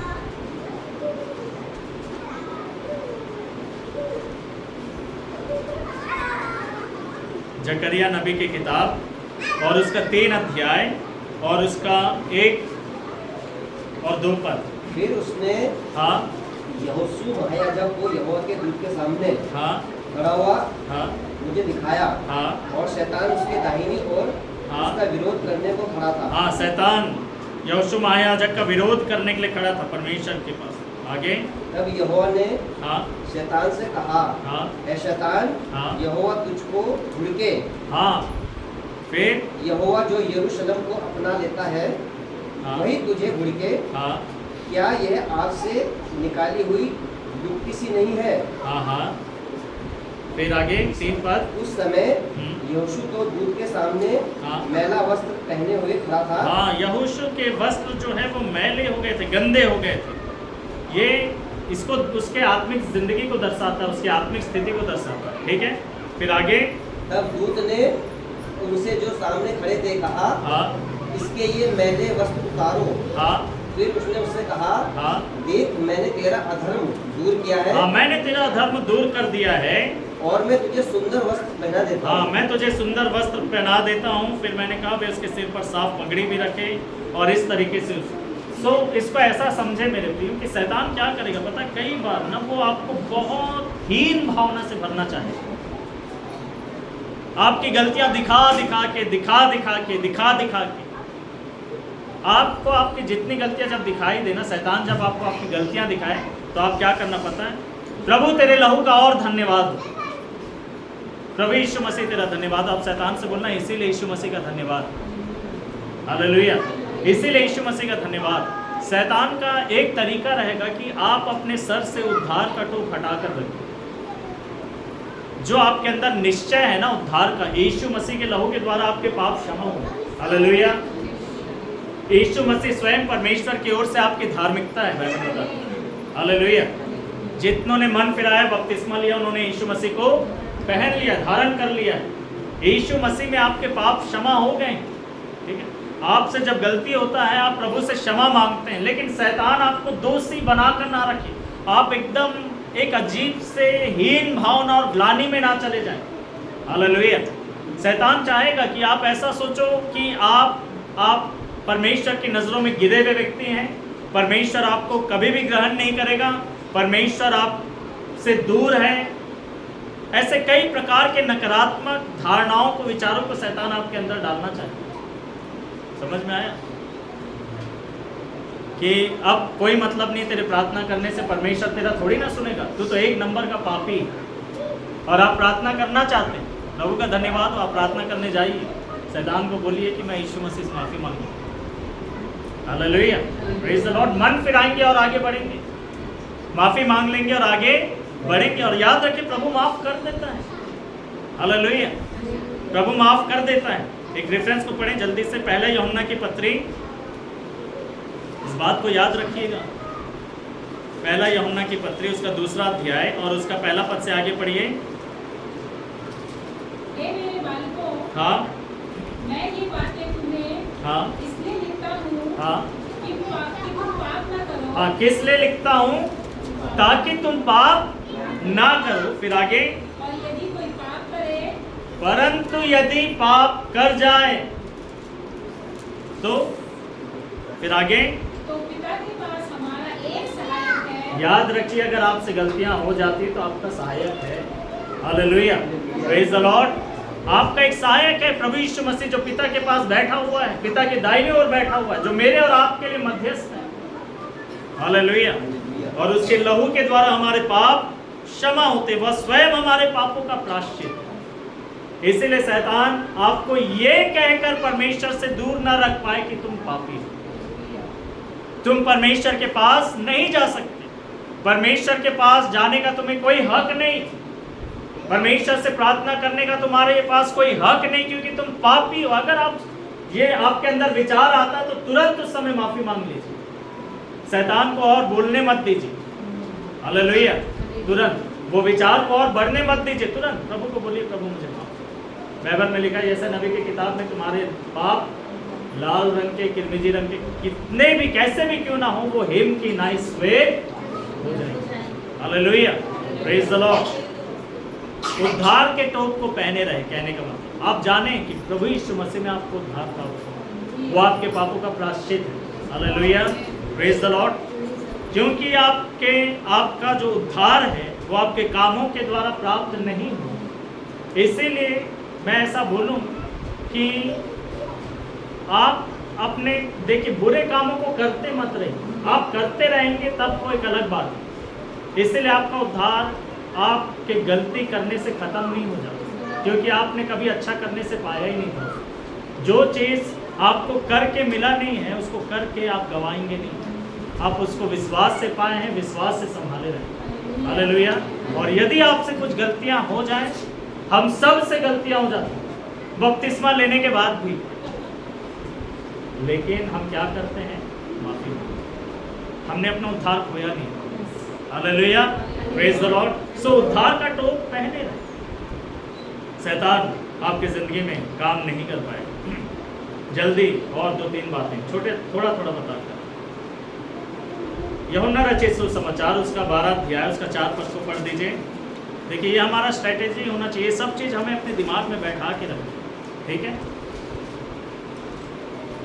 यूहन्ना उसका 12 अध्याय उसका 4 पद।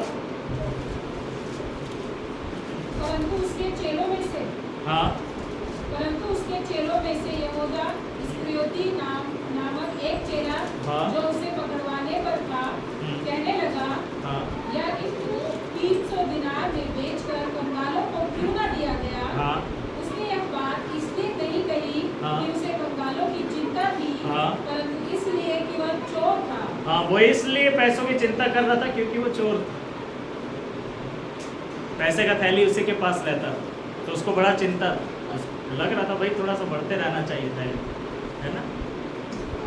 और बाइबल में लिखा है कि हर एक सुसमाचार में पढ़ेंगे, ठीक इसी घटना के बाद वो महायाजकों के पास गया और उसने वहाँ पर बोला कि मैं यीशु मसीह को पकड़वाऊंगा, बदले में तुम मुझे क्या दो? 30 चांदी के सिक्के मिलेंगे, ये उन्होंने बोला। उसने बोला ठीक, उसने बोला ठीक है।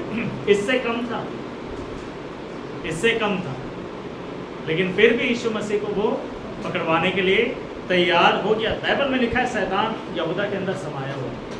कैसे मौका मिला उसको? मैं सोचता हूँ मेरे प्रियो, जब एक व्यक्ति लालच बहुत करता है, लोभी, धन का लोभ सारी बुराइयों का जड़ है, बाइबल बताती है। पैसा अच्छा है, पैसे की ज़रूरत भी है, आप बहुत संपन्न हो जाएं, धनवान हो जाएं, लेकिन कभी भी पैसे के लालच में मत रहें। पैसा पैसा पैसा पैसा मत करते रहना, एक अजीब सा लोभ। पैसे आप बचाएं जरूर, बुद्धिमानी से इस्तेमाल करें, कुछ खर्च करें अपने लिए, कुछ लोगों की मदद करने के लिए रखें, कुछ अपने लिए भी रखें, ये बुद्धिमानी है। लेकिन मेरे प्रिय, उसका लालच मत रखें। हालेलुया। क्योंकि शैतान को मौका मिलता है, शैतान को अवसर मिलता है। सो इसके अंदर एक और बात, यीशु जब यहूदा इस्करियोती ने बोला ना यहाँ पर कि ये क्या व्यर्थ का काम है, ये इत्र को कंगालों में बेच देते, वहाँ पर बहुत सारे लोग बैठे थे और यीशु मसीह का चेला यहूदा इस्करियोती, सब जानते हैं कि ये यीशु मसीह का चेला है। और जैसे यहूदा ने ये बात बोला, यीशु मसीह ने बोला इसको तंग मत करो, यहूदा की तरफ देखकर बोल रहा है स्त्री को तंग मत करो। हालेलुया। यहूदा को कितना बुरा लगा होगा, है कि? क्योंकि मैं आपका चेला 3.5 साल से आपके पीछे चल रहा हूँ, इस स्त्री के लिए आपने मेरे को सुना दिया भीड़ में। अकेले में ही बोल लेते। मेरे को कितना शर्म लग रहा है कि आपने मुझे गलत बोल दिया और इसको सही बोल दिया। लोगों को कितना रहता है ना अपना ये अहम, मुझे इतने सारे लोगों के बीच में बोल दिए, मुझे गलत बोल दिए, अरे अगर गलत भी था तो अकेले में बोल देते। कितना सोचते हैं हम, और उससे क्या होता पता, बुरा मान जाता। यहूदा ऐसे ही था, बुरा मानने वाला, बहुत जल्दी बुरा मानना। देखो ऐसे चीज़ों को सहना सीखिए मसीह जिंदगी में। हालेलुया। ऐसी बातों को सहना सीखिए ताकि शैतान आपकी ज़िंदगी में काम ना कर पाए। ये बुरा मान गया, सोचने लगा कि यार मैं क्या करूं, मैं क्या करूं। इसके अंदर एक आइडिया है, वो आइडिया किसने डाला? शैतान ने डाला। यीशु मसीह कोई मजाक चकाते पकड़वाता हूँ, उसको थोड़ी ना पता था कि वो क्रूस पर चढ़ा देंगे। जब वो पता चला तो वो पश्चाताप किया, उसने वो रोया। उसने सोचा मैं दिखाता हूँ थोड़ा सा मेरे से भिड़ने का क्या नतीजा निकलता है। भाई ऐसे प्रवृत्ति के ना रहें कि मेरे से भिड़ के दिखाओ फिर मैं तुम्हें भी दिखाऊंगा, नहीं, सह लीजिए। सो बहुत जल्दी बुरा मान जाना, बहुत जल्दी बुरा मानने वाली प्रवृत्ति और क्रोध और लोभ, ऐसे चीजों से बचिए। इन चीजों में आप परिपक्व बन जाइए कि मैं सह लूंगा, मुझे कोई भी बोले, चाहे मेरी गलती के बारे में क्यों ना बोले, चाहे अकेले में बोले, 10 लोगों के बीच में बोले, मैं बुरा नहीं मानूंगा। Hallelujah, praise the Lord. और मैं शैतान को अवसर नहीं दूंगा कि वो आगे और कुछ काम करे। मेरे प्रिय, ऐसा अगर आप मन बना के रखेंगे आप बहुत खुश रहेंगे। शैतान आपकी ज़िंदगी में काम नहीं करता। ये आपकी स्ट्रेटेजी होनी चाहिए कि आप बुरा नहीं मानें। आपको पता है कई बार मुझे भी बोल देते हैं, मैं फट से मैं जवाब नहीं देता। ये मैं अपना आदत बना के नहीं कि मैं फट से जवाब नहीं देता। कई बार हम पास्टर्स भी रहते हैं तो कभी कभी, ऐसे हर समय तो नहीं बोलता, मेरे को प्रभु का धन्यवाद हो कि मुझे कोई भी ऐसे नहीं बोल देते, प्रभु का अनुग्रह हो। लेकिन अगर कोई ऐसे बोल भी देते हैं तो मैं कुछ नहीं बोलता। मैं अब मुझे पता है कि मैं सही हूँ। कई बार लोगों ने बोला, एक बार किसी ने ना पास्टर्स के ग्रुप में कमेंट किया, मुझे बहुत हैरानी लगी।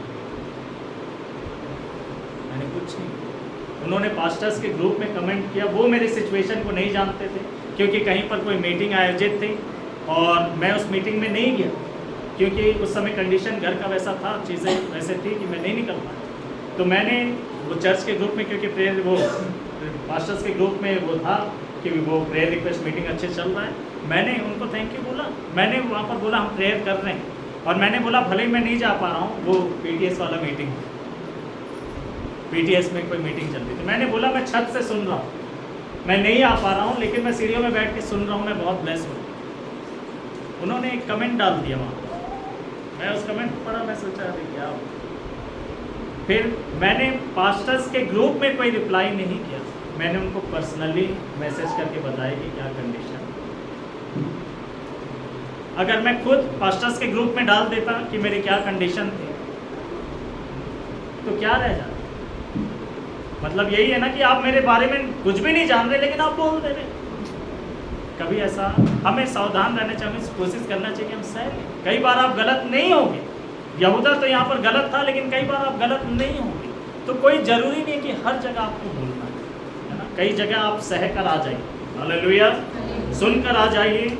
याद रखें आपकी धार्मिकता को परमेश्वर सूर्य के प्रकाश के समान चलता है, हालेलुया।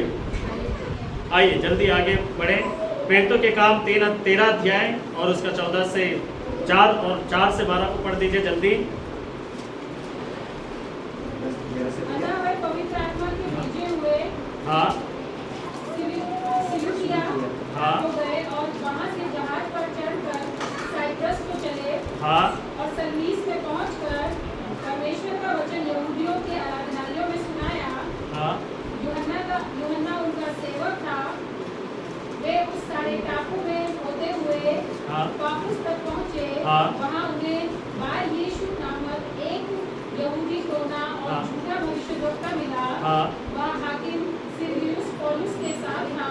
हाँ, ये हाकिम है एक, ठीक है, और ये परमेश्वर का वचन सुनना चाहता है। पौलुस और बरनबास जो है वो पहली मिशनरी यात्रा में निकल गए, और ये जो हाकिम है, ये जो राज्यपाल है सिरगियुस पौलुस, वो वचन सुनना चाहता था, लेकिन ये सिरगियुस पौलुस के साथ एक जादूगर भी रहता है। आपको पता है कई बड़े लोग अपने साथ ऐसे मैजिशियन विचक्राफ्ट करने वाले को रखते हैं।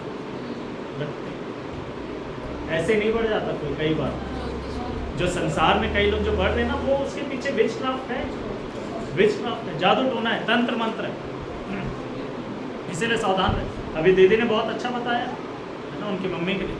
अभी पिछले दिनों अंजलि ने भी मुझे एक गवाही बताया, उन्होंने सुना था एक परिवार के बारे में। वो किराए के घर में रहते थे, वो दूसरे जगह जा रहे थे, शिफ्ट कर रहे थे। जो मकान मालिक थे वो जाते समय उनको मिठाई दी, खाने के लोग मना कर रहे थे लेकिन फिर भी दी। वो जादू टोना करके खिलाए। उनके हस्बैंड का एक्सीडेंट हो गया, डेथ हो गई। और जब वो प्रभु के दास से मिले तब पता चला दुष्टात्मा निकला घर से। वो घर के किस कोने में कहाँ पर था बताए। कई सारे चीजें जादू टोना के द्वारा किया जाता है, इसीलिए सावधान रहना। सो ये बड़ा एक राज्यपाल है, तो वो अपने स्वार्थ के लिए वो क्या अपने साथ एक जादूगर को रखा है। मैंने बताया कई बड़े लोग अपने साथ जादूगर रखते हैं, कई लोग जादू टोने का इस्तेमाल करते हैं। हम ना करें, हमारे साथ प्रभु है। हालेलुया। और बाइबल बताती है इजराइल के ऊपर जादू टोना काम नहीं करता। ये यकीन करें, हालेलुया, विश्वास करें, अंगीकार करें, बोला करें। मध्य आकाश में आपकी आवाज जानी चाहिए कि मेरे विरुद्ध में कोई जादू टोना, काला जादू कभी भी काम नहीं करे। Hallelujah, praise the Lord. So ये जादूगर इसके साथ था, इलीमास जादूगर। फिर आगे पढ़ेंगे, इसको पढ़ें 8 पद, हाँ 7 पद का आखिरी भाग से। उसने बरनबास और शाऊल को अपने पास बुलाकर हाँ। परमेश्वर का वचन सुनना चाहा। हाँ। परंतु इलीमास टोने ने, क्योंकि यही उसके नाम का अर्थ है, हाँ। उनका विरोध करके हाकिम को विश्वास करने से रोकना चाहा। हाँ, ये विश्वास करने से रोक रहा। वो राज्यपाल विश्वास करना चाहता, वचन को सुन रहा, उसको लग रहा है ये सच है, मुझे मन फिराना चाहिए, विश्वास करना चाहिए। लेकिन ये जादूगर क्या कर रहा है? विश्वास करने से रोक रहा। पता नहीं कुछ बोल रहा था या मन ही मन कोई मंत्र पढ़ रहा था, कुछ भी। ये तो जादूगर है ना, कुछ ये करने लगा। फिर आगे विश्वास करने से रोकना चाहा। तब शाऊल ने, जिसका नाम पौलुस भी है, हाँ। पवित्र आत्मा से परिपूर्ण हो उसकी ओर टकटकी लगाकर देखा। हालेलुया। जो पवित्र आत्मा से परिपूर्ण था वो जादू टोने को भांप लिया, परख लिया कि यहाँ जादू टोने का काम हो रहा है। Hallelujah, praise the Lord. प्रभु का धन्यवाद हो, दीदी ने परख लिया है ना। आप भी परख लेते होंगे कई सारी चीज़ों। प्रभु का धन्यवाद हो, ये पवित्र आत्मा है हमारे साथ। हालेलुया। पौलुस तुरंत जान गया कि ये दुष्ट शैतान का काम है यहाँ। और वो क्या कहता, पवित्र आत्मा से परिपूर्ण हो उसकी ओर ध्यान से देखा। फिर क्या कहता है 10 पद, ये सारे कपट और सब चतुराई से भरे हुए शैतान की संतान। हाँ, उसने जान लिया कि शैतान काम। देखो, जब एक व्यक्ति किसी को विश्वास में बढ़ने से या विश्वास प्रभु में विश्वास करने से रोकना चाहता है, शैतान काम करता है। कभी भी किसी को भी विश्वास से दूर मत करो। खैर, हम लोग तो आत्माओं को जीतने के लिए हैं, ठीक है, लेकिन ऐसे लोग आप कभी सुनते होंगे, कोई आपको बोलता होगा मैं तो आना चाह रहा था, मैं तो आना चाह रही थी, लेकिन वो मेरे को ऐसा ऐसा सिखाने लगे। पता उसके अंदर शैतान का, शैतान है जो नहीं चाहता कि लोग प्रभु के पास आए। शैतान कभी भी नहीं चाहता। किसी को विश्वास से बहकाने की कोशिश अगर कोई करता है तो शैतान को असर देता है अपनी जिंदगी में। हम तो नहीं करते, लेकिन ऐसे लोगों को जरूर से परख लीजिएगा। हालेलुया। और उनके लिए प्रार्थना करिए। आखिरी बात, फिलिपियों उसका 4 अध्याय, फिलिपियों उसका 4 अध्याय और उसका 4 पद से आगे। प्रभु में सदा आनंदित रहो। हाँ। मैं फिर कहता हूँ, हाँ। आनंदित रहो। हाँ। तुम्हारी कोमलता सब मनुष्य पर प्रकट हो। हाँ। प्रभु निकट है। हाँ। किसी भी बात की चिंता मत करो। किसी भी बात की चिंता मत करो। अब एक और रेफरेंस पढ़ लीजिए। यहाँ हमने पढ़ा किसी भी बात की चिंता मत करो, और पहला पत्रस और उसका 5 अध्याय आप जानते हैं, उसका 7 पद, अपनी सारी चिंता उसी पर। देखो ये हमें करना पड़ेगा। चिंताएं आएंगी, आपको बहुत सारी बातें चिंतित करेंगे। आप चिंतित होते हैं या नहीं होते? होते हैं ना। आपको लगता है कि यार चिंता, तो चिंता आना एक स्वाभाविक बात है, लेकिन उस चिंता को प्रभु के हाथ में सौंप देना ये एक विश्वासी का काम है। Hallelujah, praise the Lord. किसी भी बात की चिंता मत करो, है ना। जो चिंताएं आ रही हैं उन बातों को क्या करो, अपनी सारी चिंताओं को प्रभु के ऊपर डाल दो, प्रभु के हाथ में सौंप दो। प्रभु को बोलो, बार बार बोलो कि प्रभु अपनी ये चिंता तेरे हाथ में देता हूँ। एक बार बोलने के बाद फिर से वही चिंता आती है तो दोबारा बोलिए कि प्रभु मैं अपनी ये चिंता तेरे हाथ में देता हूँ, प्रभु मैं अपनी चिंता तेरे हाथ में देता हूँ, जब तक आपको एहसास ना होना शुरू हो जाए कि आप छुटकारा पा रहे हैं। हालेलुया मेरे प्रिय, क्योंकि चिंताओं को शैतान इस्तेमाल करता है। चिंताओं को लेकर वो आपको डराएगा, वो आपको और नकारात्मक करेगा, वो चाहेगा कि आप और सोचते चले जाओ, सावधान हो जाओ।